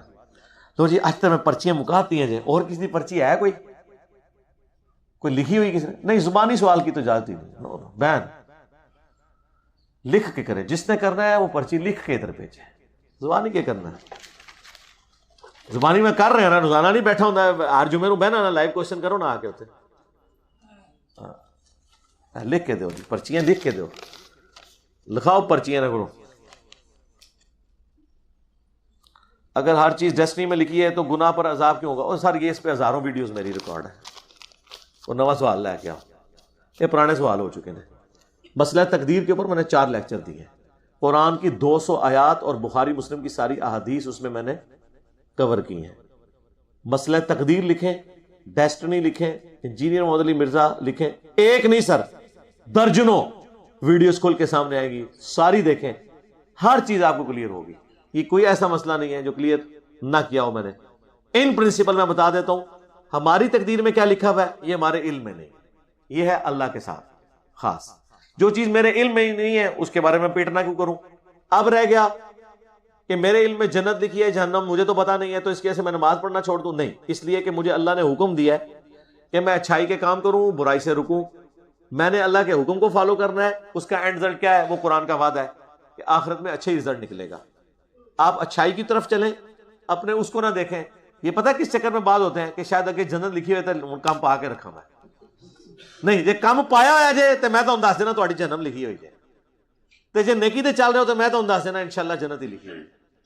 دنیا میں ہوتا ہے ایسے کہ محنت کے خلاف رزلٹ نکل آئے, آخرت میں ایسا نہیں ہوگا. قرآن نے اس لیے بار بار کہا کہ اللہ اپنے وعدے کی خلاف ورزی نہیں کرتا. دنیا میں ہو سکتا ہے کہ کوئی محنت کرے اور رزلٹ اپوزٹ نکلا ہے, آخرت میں اپوزٹ نہیں نکلے گا. ہاں انشاءاللہ اس ذہن میں رکھیے گا, آخرت کے معاملات بالکل ڈیفرنٹ ہے. دنیا میں جو اپوزٹ رزلٹ نکلتے ہیں وہ آزمائش کے لیے ہوتے ہیں, آخرت میں تو انعام ہے. آخرت میں پیغمبروں کے ماننے والوں کے لیے جنت ہے, ان کے نافرمان لوگوں کے لیے جہنم ہے. دنیا میں ہو سکتا ہے کہ کوئی محنت کرے اور وہ کامیاب نہ ہو, اور ہو سکتا ہے کامیاب بھی ہو. آخرت کے لیے جو دنیا میں محنت کرتا ہے وہ انشاءاللہ کامیاب ہی ہوگا, یہ ذہن میں رکھیے گا. اسی لیے اللہ کے نبی علیہ السلام نے ہمیشہ اس طرح کے سوالات کو ویل لیفٹ کیا ہے. بخاری مسلم دونوں میں حدیث ہے کہ نبی علیہ السلام نے فرمایا کہ تم میں سے جو جنتی ہے وہ اللہ کے علم میں جنتی ہے, جو جہنمی ہے اللہ کے علم میں جہنمی ہے. مولا علی نے کہا یا رسول اللہ پھر ہم اپنے لکھے ہوئے پہ اکتفا نہ کر دیں؟ تو آپ نے فرمایا کہ تم نیکی کے کام کرو, جس کی قسمت میں جنت ہے اس کے لیے وہ کام آسان ہو جائیں گے. اور پھر نبی علیہ السلام نے سورۃ اللیل کی آیات تلاوت کی جہنمیوں اور جنتیوں کے اعتبار سے, کہ جو لوگ بھی سچائی کا راستہ اختیار کریں گے ان کے لیے اللہ تعالیٰ معاملات کو آسان کرتا چلا جائے گا. ہاں, آپ نے پھر مولا علی سے فرمایا فَأَمَّا مَنْ أَعْطَى وَاتَّقَى, جس نے اطاعت کی روش اختیار کی ہے, وَاتَّقَى تقوی اختیار کیا ہے, وَصَدَّقَ بِالْحُسْنَى اور ہر اچھی بات کی تصدیق کی, فَسَنُيَسِّرُهُ لِلْيُسْرَى تو ہم اس کے لیے آگے آسانیاں کر دیں گے. وَأَمَّا مَنْ بَخِلَ وَاسْتَغْنَى اور جس نے کنجوسی سے کام لیا اور بے پرواہی کی زندگی گزاری, وَكَذَّبَ بِالْحُسْنَى اور ہر اچھی بات کو جھٹلا دیا, فَسَنُيَسِّرُهُ لِلْعُسْرَى اس کے لیے پھر ہم آگے معاملہ کر دیں گے پورا. تو دنیا میں مجھے تو پتہ چل جاتا ہے یہ جنتی روح ہے. جو بندہ ہر معاملے میں احتیاط کر کے چل رہا ہوتا ہے, نظر آ رہا ہوتا ہے یہ جنت کی طرف جا رہا ہے. یہ دنیا کے اندر ناکامی بعض اوقات ہو جاتی ہے کہ انسان ڈاکٹری کی فیلڈ میں لیا ہوا ہے لیکن وہ ڈاکٹر نہیں بن سکا, انجینئرنگ کی فیلڈ میں داخلہ نہیں ہے. دنیا میں ایسے ہو جاتا ہے کیونکہ وہ اللہ نے آزمائش رکھی ہوئی ہے. آخرت کا ایسا معاملہ نہیں ہوگا.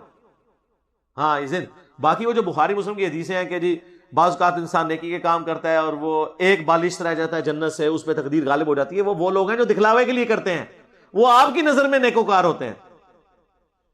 اس پریزنٹ ورلڈ میں کتنے مولویوں کو نہیں آپ نے دیکھا, لوگ ان سے کتنی محبت کرتے تھے اور جنتی روح سمجھتے تھے, ان کی دنیا دارانہ منافقت کھل کے ویڈیوز کی برکت سے لوگوں کے سامنے نہیں آ گئی. میں نام لیے بغیر کہوں گا, ایک نہیں ہے کئی نے, اے سارے تہاڈی نظر تے جنت تو ایک بالش دور رہ گئے سن. وہ بیسیکلی پہلے ہی جہنم دے رستے سن, تہاڈے تے انہوں نے لبادہ اوڑیا ہویا سی, تہانوں پتہ نہیں سی لگتا کہ اندر کنے کنے نے کام پا کے رکھے ہویا سی. یہ منافقوں کے بارے میں ہے یہ والی بات ہے. جو نیک نیتی سے اللہ کے راستے پہ چل رہا ہے اس کے لیے حدیثیں نہیں ہے, بالکل کوئی ٹینشن نہ لو. انشاءاللہ جنت ساڈے ابے دی ہے, سانو ہی لبنی ہے انشاءاللہ. جو موبائل استعمال نہیں کرتا اس کو دعوت کیسے دے؟ واللہ اکبر. ایک ایڑا جناب بندہ آج کل موبائل استعمال نہیں کرتا, اگر نہیں کرتا میرے بھائی آپ اس کو دعوت پھر اس طرح دیں کہ چائے تو پیتا ہوگا, وہ اپنے گھر چائے پہ بلا لیں اسے, ٹھیک ہے جی, اس کے بعد اسے بٹھا کے میری ایک مجلس دکھا دیں, بابوں کا خدا اور کتابوں کا خدا. اور آپ کو اتنی فکر ہے تو یہ کام تو آپ کر سکتے ہیں نا. لوگ اپنے دوستوں کے کھانے نہیں گھروں میں رکھتے, ایک ٹی پارٹی نہیں رکھ سکتے, رمضان کی ایک افطاری نہیں رکھ سکتے. کتابوں کا خدا, بابوں کا خدا اور ہے تو یہ 5 گھنٹے کی ویڈیو ہے, صرف پہلا 1 گھنٹہ ہی دیکھ لیا نا جو میں نے مقدمہ بیان کیا ہے, بس وہ کافی ہے کسی کی زندگی بدلنے کے لیے. اور پھر آپ پہ موبائل خریدے گا, لبے گا انٹرنیٹ کتنے ہے, جس طرح پوڈری چرسی لب دینے نا سوٹا لانے واسطے وہ کہے گا منو دیو. ہاں لوگ نہیں کہتے ایڈکٹ ہو گئے انجینئر صاحب نو سن سن کے ہوں فلمیں تک نہیں چھوڑتی ہیں وہ آپ لبے گا انشاءاللہ بے فکر رہو. ایک بار سوٹا لواؤ تو صحیح. کیا حضرت محمد صلی اللہ علیہ وآلہ وسلم کے جنازے میں 7 لوگ تھے؟ حضرت علی کے جنازے میں 4 لوگ تھے. سیدہ ہزارہ کے جنازے میں 9 لوگ تھے. اگلی 2 باتیں جو ہیں ان کا تو معاملہ ایک الگ ہے. حضرت علی کے جنازے میں بھی بہت لوگ تھے. سیدہ زہرا کو تو صحیح بخاری میں ہے حضرت علی نے راتوں رات دفنا دیا, ان کی وصیت تھی. تھوڑے لوگ تھے, لیکن نبی الاسلام کے جنازہ تو 1 لاکھ سے زیادہ لوگوں نے پڑھا ہے. 3 دن تک جنازہ ہوتا رہا.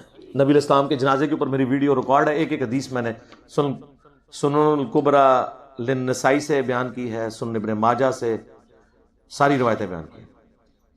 آپ کا نعرہ ہے نام وابی نام وابی, لیکن جیسے ہی آپ کی تعلیمات پر کوئی عمل کرنے لگتا ہے سب سے پہلے لوگ اسے وابی کہتے ہیں. تو ہمیں پتا تھا کہ وابی کہیں گے, کیونکہ توحید کی کوئی بات کرے اسے وہابی کہا جاتا ہے, جو اہل بیت کی بات کرے اسے رافضی شیعہ کہا جاتا ہے.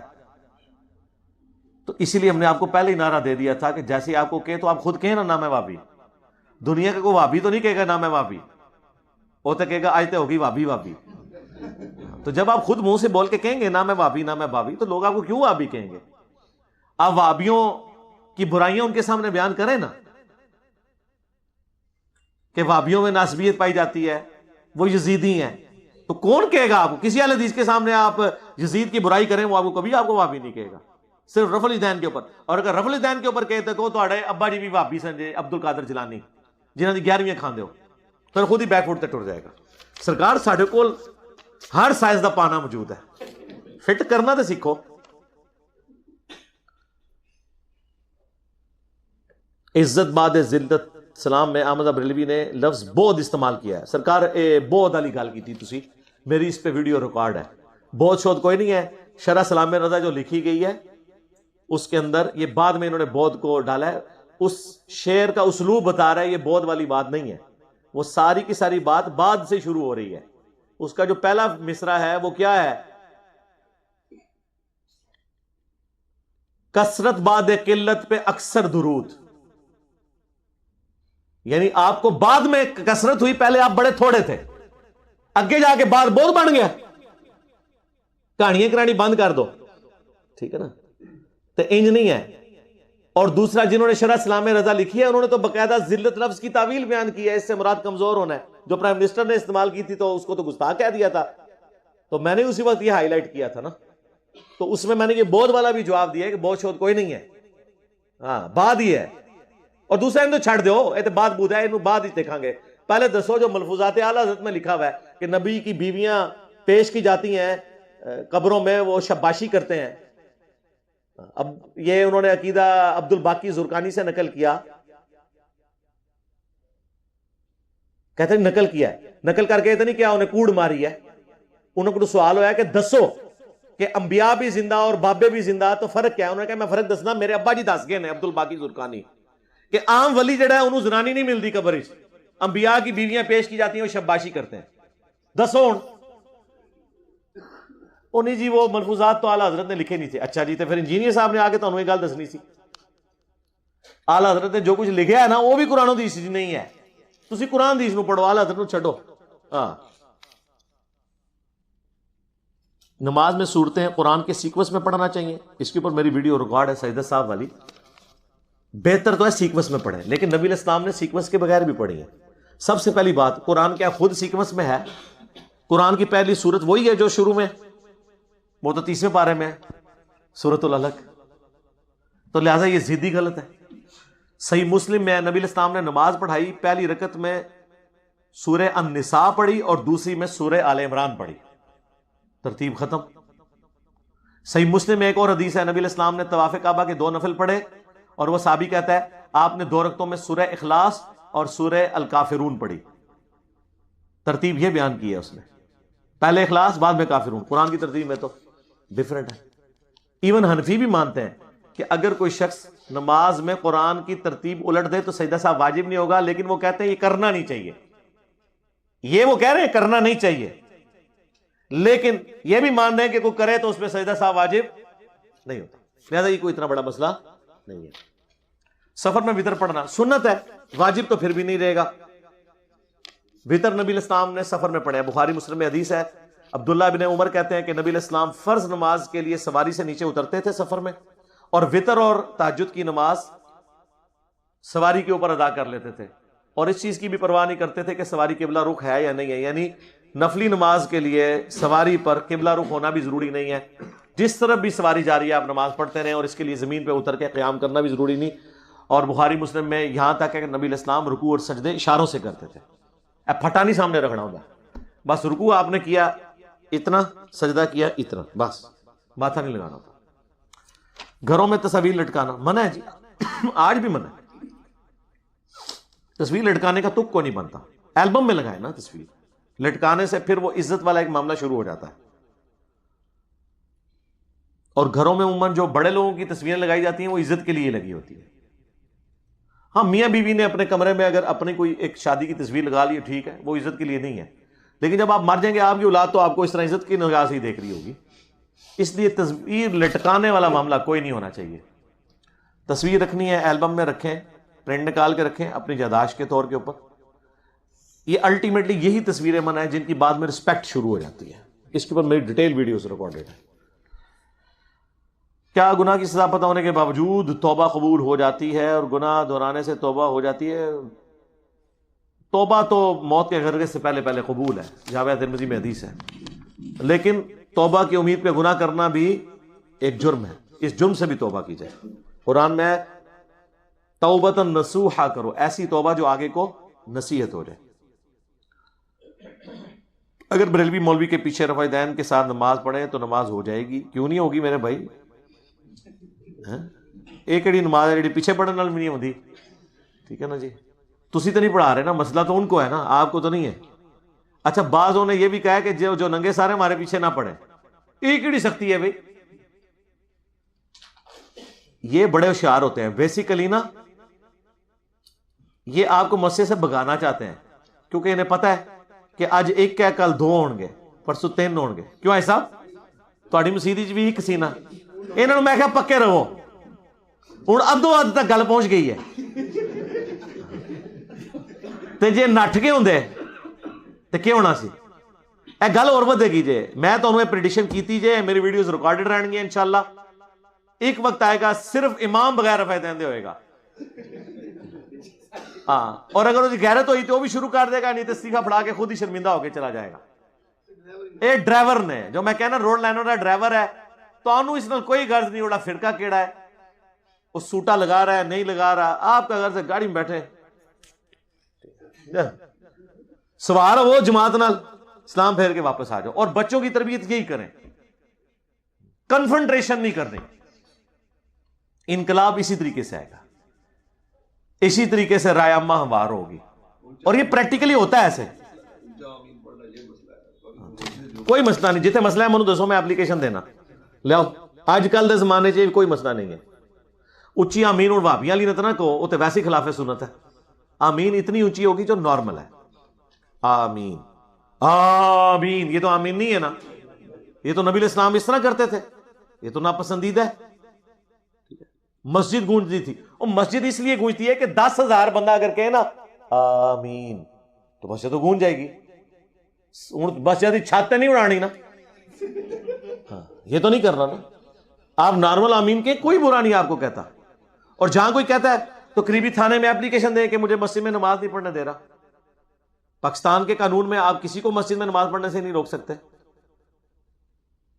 آپ بیریا ٹاؤن ڈیفینس میں چلے جائیں، 10 منو کسی بیریا ٹاؤن دی مسجد کو اونچی آمین کہے. زیادہ تر بیریا ٹاؤن میں دیوبندی امام ہے، کوئی منع کرتا ہے؟ سا نہیں اونچا لے سکتے امام کے سامنے، پتہ ہے دوسرے دن نوکری فارغ ہو جائے گی.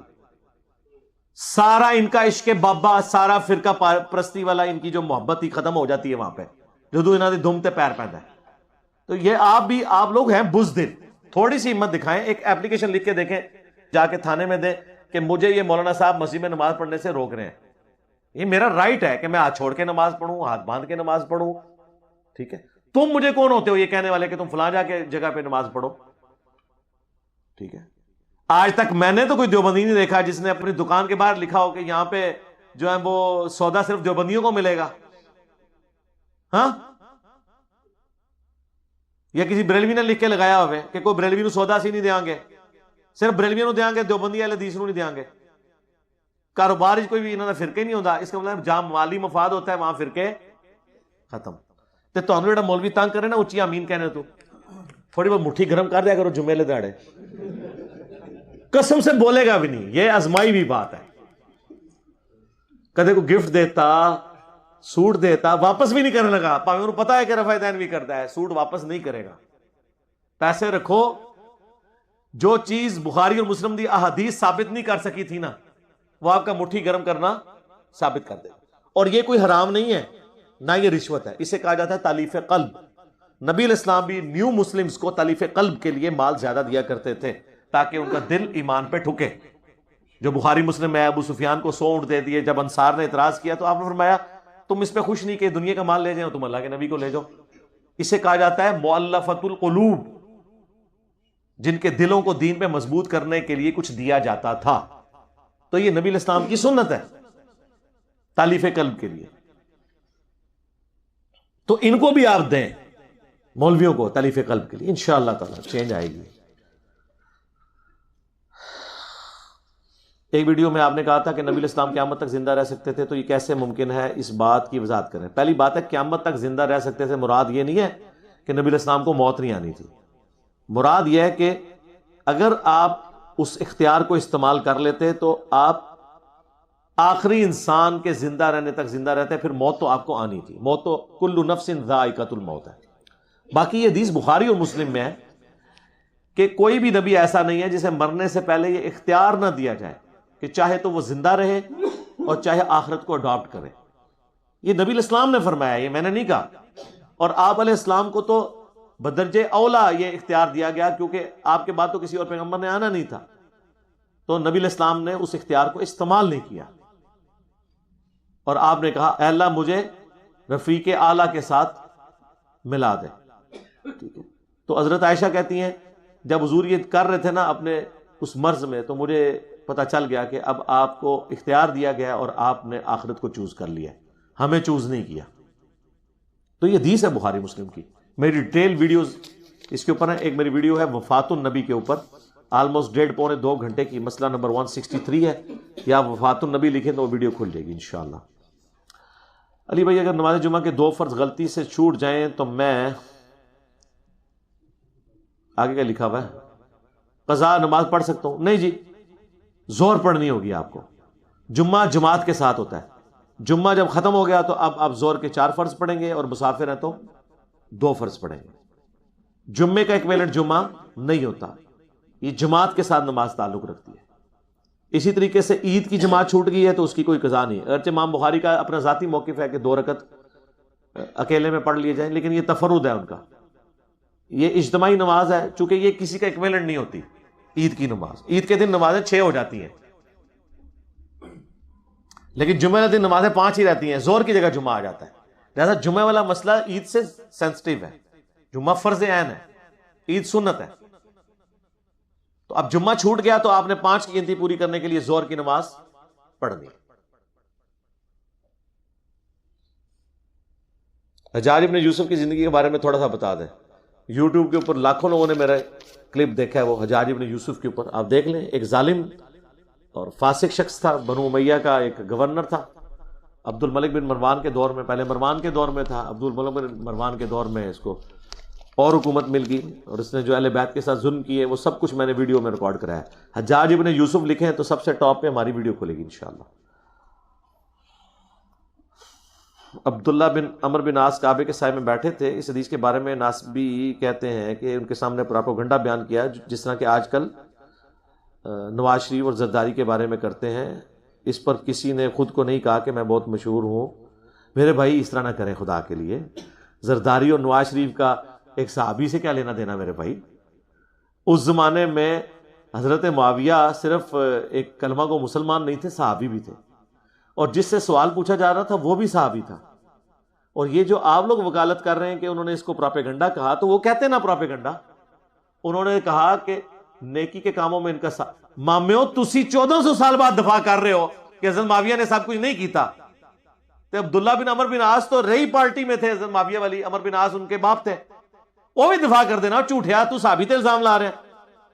اس نے تو دفاع نہیں کیا کیونکہ اسے نظر آ رہا تھا کیا ہو رہا ہے۔ آپ جب دفاع کر رہے ہیں تو آپ سے زیادہ تو وہ حقدار تھے، آپ کو چاہیے کہ آپ عبداللہ بن عمر بن عاص کی قبر پہ جا کے اپنا پیٹنا پیٹیں کہ تسی دفاع کیوں نہیں کیتا، ساڑھے کو طریقہ سیکھو۔ تو اگر وہ قبر تو آواز دے سکتے تو ہم دس دو منافقو، میں منافق نہیں سا، میں صحابی سا، یہ منافقان دے کام نے۔ سونا بینک میں رکھ کر منافع لینا کیسا ہے؟ نہیں یار، پیسہ یا سونا رکھ کے منافع لینا، سونا کموڈٹی نہیں ہے نا، وہ تو ایک سمجھ لے اس کو آگے انہوں نے کاروبار میں یا تو لگائیں، پھر تو ایک علیحدہ بات ہے جس طرح اسلامک بینک والے کرتے ہیں، یہ والا اس طرح کا نہیں درست منافع۔ آپ نے لیکچر میں کہا تھا کہ کسی کے دیوار پر پوسٹر لگانا حرام ہے، اگر پوسٹر لگانا حرام ہے تو اسی پوسٹر کو پڑھ کر جو کسٹمر آئے گا اس کی کمائی کی شرعی حیثیت کیا ہوگی؟ وہ کمائی تو درست ہوگی۔ وہ پوسٹر پڑھ کے اگر کوئی آ گیا آپ کے پاس تو وہ پوسٹ اسی طریقے سے ہے، ایک کسائی چوری کی چھری سے بسم اللہ اللہ اکبر پڑھ کے آپ کو اگر جانور ذبح کر دیتا ہے یا اپنا بھی ذبح کرتا ہے تو جانور تو حلال رہے گا، وہ چھری چوری کرنا اس کا گناہ کا کام ہے۔ سمجھ رہی ہے آپ کو؟ یہ نہیں ہے کہ اس کے آگے پھر اس طرح آپ کرالریز بنائیں گے، کرالریز کئی جگہ بنتی بھی ہیں لیکن وہ یہ والی جگہ نہیں ہوتی، وہ پھر ایک اسپیشل کیس کوئی آئے گا پھر اس کے ذریعے پھر معاملات کو دیکھا جائے گا۔ اس کیس میں یہ چیز نہیں ہے۔ پیسے دے کر ڈگری لی ہو لیکن اس فیلڈ میں آپ ایکسپرٹ ہو تو ایسی کمائی شرعی طور پہ کیا ہے؟ اب یہاں پہ آ کے جو ہے نا وہ حرام والا معاملہ اس لیے ہوگا کہ وہ ڈگری کے بغیر آپ نے جو نوکری لی ہے نا وہ آپ نے کسی کا حق مار کے لیا ہے، کیونکہ وہ تو آپ نے کسی اور کا حق مارا۔ ہم کہتے ہیں آپ کو نوکری کے لیے رشوت یا سفارش کروانی پڑے جبکہ آپ آلریڈی میرٹ پہ آئے ہوئے ہوں تو جائز ہے، ورنہ تو وہ کسی اور کو نیچے سے اوپر لے آئیں گے۔ لیکن اگر آپ میرٹ پہ نہیں آتے پھر تو آپ یہ کام نہیں کر سکتے۔ یہاں پہ بھی آپ چاہے اس فیلڈ کے ایکسپرٹ ہیں میرے بھائی، تو آپ اگر انہوں نے شرط ڈگری رکھی ہوئی تھی تو اپنے مالک کو بتا دیں میری ڈگری جعلی ہے، اگر اس کے باوجود پرائیویٹ آپ کی نوکری وہ چلانا چاہتا ہے تو چلائے گا۔ سرکاری نوکری میں تو ثابت ہو جائے نا ڈگری جعلی ہے تو وہ نکال دیتے ہیں۔ پرائیویٹ والوں کو ڈگری کے جعلی ہونے سے غرض نہیں ہوتا، ان کو یہ ہوتا ہے بندہ کام کر رہا ہے، تو آپ ان کو بتا سکتے ہیں کہ یہ اس طرح کا مسئلہ ہے، ادروائز کسی اور جگہ چلے جائیں۔ اب تو زیادہ تر ایکسپرٹیز کی طرف ہی چیزیں چلی گئی ہیں، جن کے پاس ایکسپیرینس ہے ایکسپرٹیز ہیں لوگ ان کو ہائر کرتے ہیں اور انہی کو دے کے چلتے ہیں۔ اور یہ تو مسئلے انہوں نے ہمارے لوگوں نے اس طریقے سے، بلکہ بعض اوقات اگر کسی کے پاس ڈگری چھوٹی ہے تو وہ لکھ دیتے ہیں کہ جی یا میکینیکل انجینئر ہو یا میکینیکل کا ڈپلوما پلس 10 ایئرز ایکسپیرینس ہو، تو پھر چھوٹا ڈپلومے والی ڈگری بھی چل جاتی ہوتی ہے، تو وہ خود اشتہار کے اوپر لکھا ہوتا ہے اس طرح، باقی اس طرح کے تو غرض۔ مولانا الیاس قادری صاحب نے جو نمازی کے آگے سے گزرنے کا مدنی طریقہ بتایا کیا وہ درست ہے؟ جی فقہ حنفی کے اعتبار سے تو درست ہی انہوں نے بتایا۔ اس کا مذاق دیوبندی اڑا رہے ہوتے ہیں تو مفتی طارق مسعود صاحب نے بڑی جرت کی، انہوں نے کہا کہ اس کا مذاق نہ اڑائیں، وہ طریقہ ٹھیک ہی بتایا انہوں نے، یعنی انہوں نے کہا کہ یار یہ تو مذاق کل کو ہمارے پہ بھی آ جائے گا، تو اس طرح کا وہ تماشا لگانے کی ضرورت نہیں میرے بھائی۔ مسجد میں سترے ہونے چاہیے، سترے سامنے رکھیں، سترے کے اوپر میری ڈیٹیل ویڈیو ریکارڈ ہے، بخاری مسلم میں احادیث موجود ہیں۔ ایک ہاتھ یعنی 1.5 فٹ ہونا چاہیے سترا، کم از کم انگلی جتنا موٹا مسجدوں میں رکھے ہوئے ہوتے ہیں، اہل حدیث کی مساجد میں تو ہوتے ہیں، اب اسلام آباد میں تو میں نے دیکھا ہے دیوبند بریلویوں کی مسجدوں میں بھی سترے رکھنے شروع کر دیے ہیں۔ تو بجائے کہ آپ ایک اس طریقے سے ایک بندہ بٹھائیں تماشا لگا لیں، انہوں نے 10 جس سامنے تو یہ تماشا لایا وہ بیچارہ نماز کے پڑھے گا، وہ ماما تھوڑی دیر رک لے، پھر انفیوں کی تو نماز ہوتی 5 منٹ کی ہے، کسی کی 4 رکھتے بھی رہ گئی اس نے 3.5 منٹ میں پڑھ لینی ہے، تو کیا کرنا ہے جا کے باہر، تھوڑی دیر اسی کو بیٹھا رہنے دیں، تماشا ضرور لگوانا ہے آپ نے۔ علی بھائی آپ نے بابوں کی انجینئرنگ کرتے ہوئے کہا تھا کہ حضرت عیسیٰ علیہ السلام ایک مینار سے اتریں گے، اس کا ریفرنس دے دیں۔ صحیح مسلم میں ہے جی، جامعہ دمشق کے مینار پر، مشرقی مینار پہ وہ اتریں گے، صحیح مسلم موجود ہے، 2 زرد چادریں اوڑھے ہوئے، ایک تہمد اور ایک اوپر، اور 2 فرشتوں کے سہارے۔ اس کے اوپر میری ویڈیو حضرت عیسیٰ علیہ السلام کے اوپر جو میں نے لیکچر ریکارڈ کروایا نا امام مہدی کے اوپر، اس میں بھی حضرت عیسیٰ والے میں بھی دجال والے میں بھی۔ علی بھائی آپ مشروط طلاق میں قسم والا کفارہ اپلائی کرتے ہیں جبکہ دلیل نہیں دیتے، قسم والا کفارہ شرط والی طلاق پر آپ کس بنیاد پر لاگو کرتے ہیں؟ وہ اس کیٹاگری میں فال کرتا ہے میرے بھائی، قسم ضروری نہیں ہوتا کوئی قسم کے لفظ کے ساتھ قسم کھائے، جب کوئی شخص اپنے اوپر کوئی چیز خود واجب کر لیتا ہے تو اس کو قسم ہی کہا جاتا ہے. جب کوئی شرط لگا لیتا ہے کسی کے بارے میں کہ اگر میں نے یہ کیا تو یہ ہو جائے گا, اگر تو نے یہ کیا تو میری طرف سے یہ فتویٰ ہے, تو یہ قسم ہی ہوتی ہے. قسم بھی کیا ہو رہی ہوتی ہے عام حالت میں؟ اگر کوئی کہ جی میں قسم اٹھاتا ہوں کہ میں فلاں کے گھر نہیں جاؤں گا, اور اس کی بجائے کو کہتا ہے کہ اگر میں فلاں کے گھر گیا تو فلاں کو طلاق ہے, تو قسم کے بغیر بھی میں نے قسم کھائی. اسی طریقے سے طلاق کے معاملے میں بھی صرف طلاق کا لفظ بولنا کافی نہیں ہے. اگر کوئی اپنی بیوی کو کہتا ہے آج کے بعد تو میری طرف سے فارغ ہے, اور دل میں نیت تھی طلاق دینے کی, تو طلاق ہو گئی. طلاق کا لفظ بے شک نہ بولا. ٹھیک ہے, یہ تو نہیں کہ طلاق کے سپیلنگ درست ہونے چاہیے, طلاق بول دیا تو طلاق نہیں ہوگی. علی بھائی نماز وتر میں جماعت میں وہ رکوع کے بعد ہاتھ اٹھائے جاتے ہیں, وتر پڑھ لیں جی پڑھ لیں, ان کو سمجھائیں بات, صرف ہو جائے گا. قرآن حفظ کروانے کی اجرت لینا, لے سکتے ہیں, میری اس کے اوپر ویڈیو ریکارڈ ہے. قرآن کی تعلیم کی اجرت لینا بخاری مسلم سے ثابت ہے, آپ کر سکتے ہیں, لیکن غریب آدمی سے نہ لیں. وہ ابو داؤد میں حدیث ہے, آگ کی کمان آپ نے فرمایا تھا جس نے یہ کام کیا تھا اصحاب صفہ سے لیا تھا. جو افورڈ کر سکتے ہیں ایز اے ٹیچر لے سکتے ہیں, اس کے اوپر میری ڈیٹیل ویڈیوز ریکارڈڈ ہے. علی بھائی ایک بریلوی مولوی کہتا ہے کہ جو کرامت کا مطلق منکر ہے وہ کافر ہے, اس کی وضاحت فرما دیں. تو کرامت کا تو مطلقاً کوئی بھی منکر دنیا میں نہیں ہے. ٹھیک ہے, ہم مانتے ہیں یہ ہماری کرامت ہے کہ ہم نے یہاں بیٹھے ہوئے دنیا کے بابوں کے ماننے والوں کو اللہ کے نبی کے ساتھ جوڑ دیا. ہم منکر تو نہیں ہیں, ہم تو کرامت دکھا بھی چکے ہیں, ہمیں خود بھی نہیں پتا تھا یہ کام کیا, اللہ نے قبول کر لیا. کرامت یہ ہے کہ کوئی دعا کرے اور قبول ہو جائے, تو ٹھیک ہے, کرامت کا کوئی منکر نہیں ہے, ہم دعووں کے منکر ہیں. علی بھائی ایک حدیث ہے کہ جس نے بتی کی تعظیم کی اس نے اسلام گرانے میں مدد کی, تو اس حدیث کے تحت فرقہ پرستوں کے پیچھے نماز پڑھنے کے آپ کیوں کر قائل ہیں؟ میرے بھائی یہ اس صورت میں ہے کہ وہ بدعت حد کفر کو پہنچی ہوئی ہو, کیٹاسٹرافک کنڈیشن نہ ہو. میں بدتی کے پیچھے اس لیے نماز کا قائل ہوں کہ صحیح بخاری میں 695 نمبر حدیث ہے جس کے اوپر باب باندھا ہے امام بخاری نے, باغی اور بدعتی کے پیچھے نماز پڑھنے کا حکم. حضرت عثمان غنی سے صحابہ نے عرض کی کہ ہمارے امام آپ ہیں, مسجد پہ فتنوں کے امام کا قبضہ ہے, وہ ہمیں نمازیں پڑھاتا ہے, ہمیں گناہ میں مبتلا ہو جانے کا خوف ہے, کیا ہم اس کے پیچھے نماز پڑھ لیں؟ تو حضرت عثمان نے کہا پڑھ لو. مسلمانوں میں نماز ہی تو نیکی کا ایک ایسا کام ہے, نیکی کے کام میں ایک دوسرے کا ساتھ دو اور برائی کے کام میں ان سے الگ رہو. تو حضرت عثمان نے تو آگے سے یہ نہیں کہا کہ تم اسلام کی عمارت کو گرا رہے ہو, تو مجھے مارنے کے لیے ہیں یا میرے خلاف اختلاف رائے رکھتے ہیں تو تم ان کے پیچھے نماز نہ پڑھو. تو یہ تعظیم اس طرح کی تعظیم نہیں تھی, نماز آپ نے کسی کے پیچھے پڑھ لی. تعظیم اس طرح کی کہ اب اس طرح کے امام مسجد کو لا کے آپ اپنے اختیار والی جگہ پہ لا کے بٹھا کے اس سے آپ قرآن و سنت کے خلاف کوئی احکامات لوگوں کو سکھواتے ہیں. وہ تو اپنی مسجد میں بیٹھا ہوا ہے نا, قابض ہو کے, وہ اس کا اپنا تخت ہے نا, اس سے تو نہیں آپ اس کو اتار سکتے. تو نماز تو آپ نے پیچھے پڑھنی ہے, دو ڈیفرنٹ چیزیں ہیں میرے بھائی, اسے مکس نہ کریں. رفع الیدین کرنے کی وجہ بغل بت رکھنا تھا اور یہ بچے کو پتا ہے. میرا ایک دوست کہتا ہے بچے کو پتا ہے جی, جانے نہ جانے گولی نہ جانے. ہاں جی, بچے کو پتا نہیں ہے, بچے کو بتایا گیا ہے. ہاں جی, بچے کو تو بہت کچھ اور بتایا گیا ہے جو اس کو بڑے ہو کے پتا چلتا ہے کہ یہ یوں نہیں تھا, یہ یوں ہے. ٹھیک ہے, اب میں وہ باتیں نہیں کرنا چاہتا کیمرے میں, تو اس کو چھوڑیں. میں آپ کو اسی سے ریلیٹڈ ایک واقعہ بتاتا ہوں. جب 2008-9 میں دعوت کا کام ہم نے نیا شروع کیا تو ہمارے آفس کے کلیگ تھے, تو وہ سیالکوٹ میں رہتے تھے, چوئنڈا گاؤں ہے, بارڈر کے قریب ہی ہے. تو وہاں ایک مسجد میں ہم لوگ رات کے وقت رکے ہیں, وہاں پہ درس و تدریس کے لیے. مسجد بریلویوں کی تھی, لیکن وہ ہم تو چونکہ فرقے سے نہیں تھے, پھر لے کے جانے والے بھی ہمیں بریلوی تھے. ٹھیک ہے, اس مسجد کا جو صدر ہے وہ بھی پڑھا لکھا بندہ تھا. اس وقت تو ظاہر ہے کہ مجھے کوئی جانتا ہی نہیں تھا, میں 2008 کی بات کر رہا ہوں. تو اور وہ بھی ہم پبلک کو کوئی درس نہیں دیتے تھے, اپنے جو دوست یار وہ لے آتے تھے. عشاء کی نماز کے بھی گھنٹے بعد گھروں سے بلا کے بیٹھ کے وہاں پہ کوئی اللہ رسول کی بات کر لی, عز و جل صلی اللہ علیہ وآلہ وسلم. تو وہاں پر گفتگو کرتے ہوئے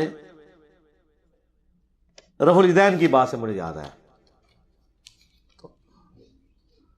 وہ مسجد کا جو صدر تھا نا, جو صرف صدر نہیں تھا, پڑھا لکھا بھی تھا اور مسجد کے بل بھی دیا کرتا تھا, اس کو باتیں معقول لگی, اس نے رفع الیدین شروع کر دیا. پورے چنڈے میں قیامت ٹوٹ پڑی جناب. کمیٹیاں مسجد کی جناب, وہ مولوی اکٹھے ہو گئے, انہوں بلاؤ جی صدر نو جناب, کیا ہو گیا, یہ ہو گیا. میں نے اسے ایک ٹوٹکا بتایا تھا, اس نے کہا جی ہمیں تو یہ بتایا گیا کہ یہ بت رکھ کے آتے تھے اس لیے رفع الیدین ہوتا تھا. میں نے کہا یار یہ دنیا کی کسی کتاب میں ضعیف روایت بھی نہیں ہے. وہ کہتا جی اتنا بڑا جھوٹ ہم سے بولا گیا. میں نے کہا اس سے بڑی بات تم ان علماء کو کہو کہ اگر یہ حدیث دکھا دینا تو نہ صرف میں رفع الیدین چھوڑوں گا بلکہ علی بھائی اور ان کے سارے سٹوڈنٹس بھی چھوڑ دیں گے رفع الیدین. اس ٹائم تے آئی گنتی تھے 5-6 سن, 2008 دی گل.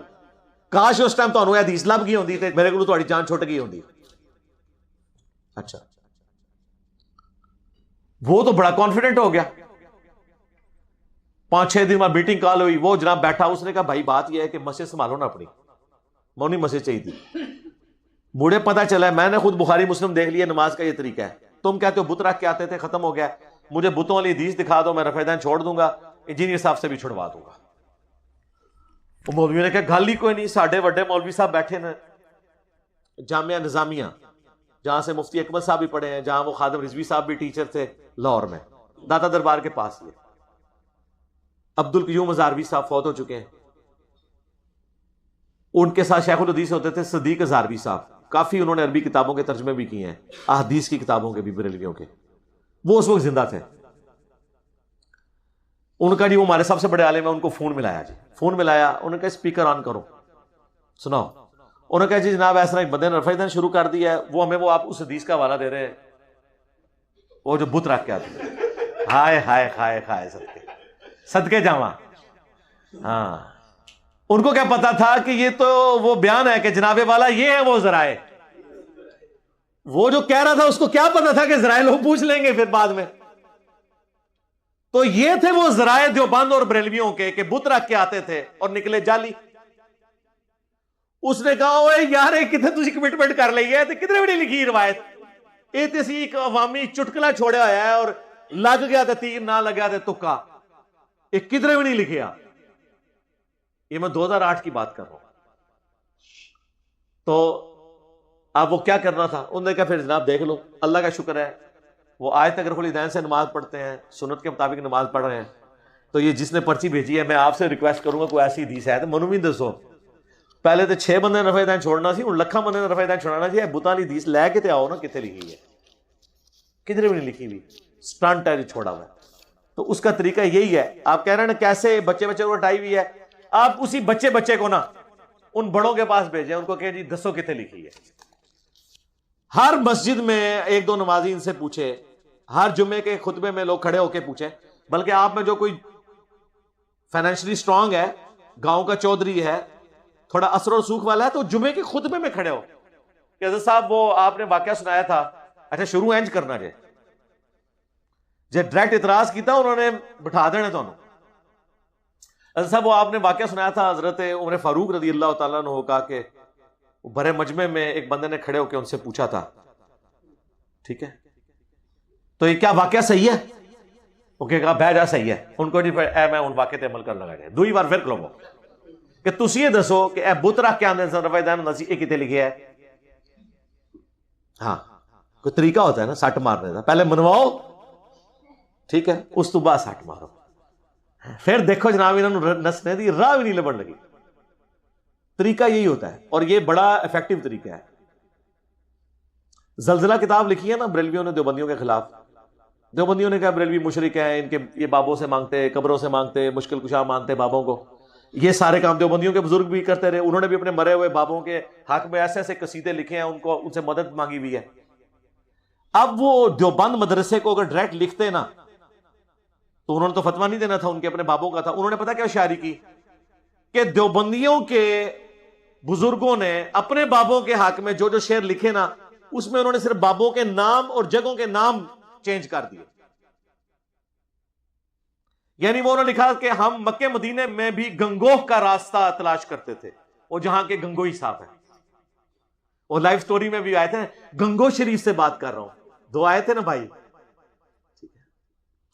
اور وہ میاں والوں کی اولاد میں سے تھے. ہاں جی, وہ جس طرح نبی اسلام نے کہا تھا نا کہ ایک دن آئے گا طائف میں بھی میری دعوت پہنچ جائے گی, اور پھر دیکھیں مختار ثقفی طائف کے ہی تھا، اس کا والد تو صحابی تھا، اور جس نے بدلہ لیا قاتلین حسین سے وہ بھی بنو ثقیف سے تھا. تو وہ گنگو کی جگہ انہوں نے اجمیر کر دیا. اسی طریقے سے وہ کسی بابے کا نام لکھا تھا، اس کی جگہ انہوں نے اپنے بابے کا نام ڈال کے نا ایک لمبا سا خط لکھا کہ یہ کچھ شرکیہ شعر یہاں پہ بریلوی پڑھتے ہیں تو اس پہ ہمیں آپ فتوا دیں. دو بندیوں نے ٹھک فتوا دے دیتا کہ یہ مشرکانہ، یہ پڑھنے والے بھی مشرک، اور یہ اور جناب فتوا جدو انہوں کو لایا، انہوں نے کہا بھائی جی یہ تو تہاڈے بزرگاں دے اشعار نے، صرف گنگو دی جگہ اسی اجمیر کر دیتا ہے. ہاں جو میں کیتا ہے اشرف علی رسول اللہ جگہ میں چشتی رسول اللہ لاتا تو سارے بریلوی فیل، اور چشتی رسول اللہ جگہ اشرف علی رسول اللہ لاتا سارے دیوبندی فیل. کام تو وہی کیتا نا، ایک طریقہ ہوتا ہے. اس طرح انہوں نے فتوے لیے، ویسے تو فتوے لینے نہیں تھے، دینے ہی کو نہیں تھے، انہوں نے کیسے دیتے ہیں؟ فوراً کان کھڑے ہونے شروع ہو جاتے ہیں کہ اچھا یہ ہم نے یہاں پہ کیا ہے. کئی اہل حدیثوں کہ مولویوں کے پاس میں نے ابن تیمیہ کی عبارت بھیجی کہ یار یہ نا اس کو بریلویوں کی کہہ کے بیان کرو کہ بریلویوں نے لکھا ہے کہ میلاد منانا گرچہ بدعت ہے لیکن اس پہ ثواب ملے گا کیونکہ اس کے پیچھے نبی علیہ السلام کی محبت ہے. وہ حدیث مولویوں نے کہا ہے بہت بڑی بغیرتی ہے، جھوٹ ہے، بدعت ہے، بشارت ہے جہنم دی. باید دسیا کہ ابن تیمیہ نے لکھا ہے اقتداء الصراط المستقیم ہے، تو آپ نے پہلے کیوں نہیں بتایا؟ ادھر مطلب ہے کہ تہاڈا عقیدہ منافقانہ ہے کہ آپ کو پہلے بتایا جائے کہ کس نے بکواس کی ہے تو پھر آپ فتویٰ دیں گے، عبارت میں نہیں دیں گے. تو یہ سب کے سب لوگ جو ہے نا بیسیکلی اپنے فرقوں کو لے کے چلتے ہیں. اللہم انی اسألک بانک انت اللہ لا الہ الا انت الاحد الصمد الذی لم یلد ولم یولد ولم یکن له کفوا احد والہکم الہ واحد لا الہ الا هو الرحمن الرحیم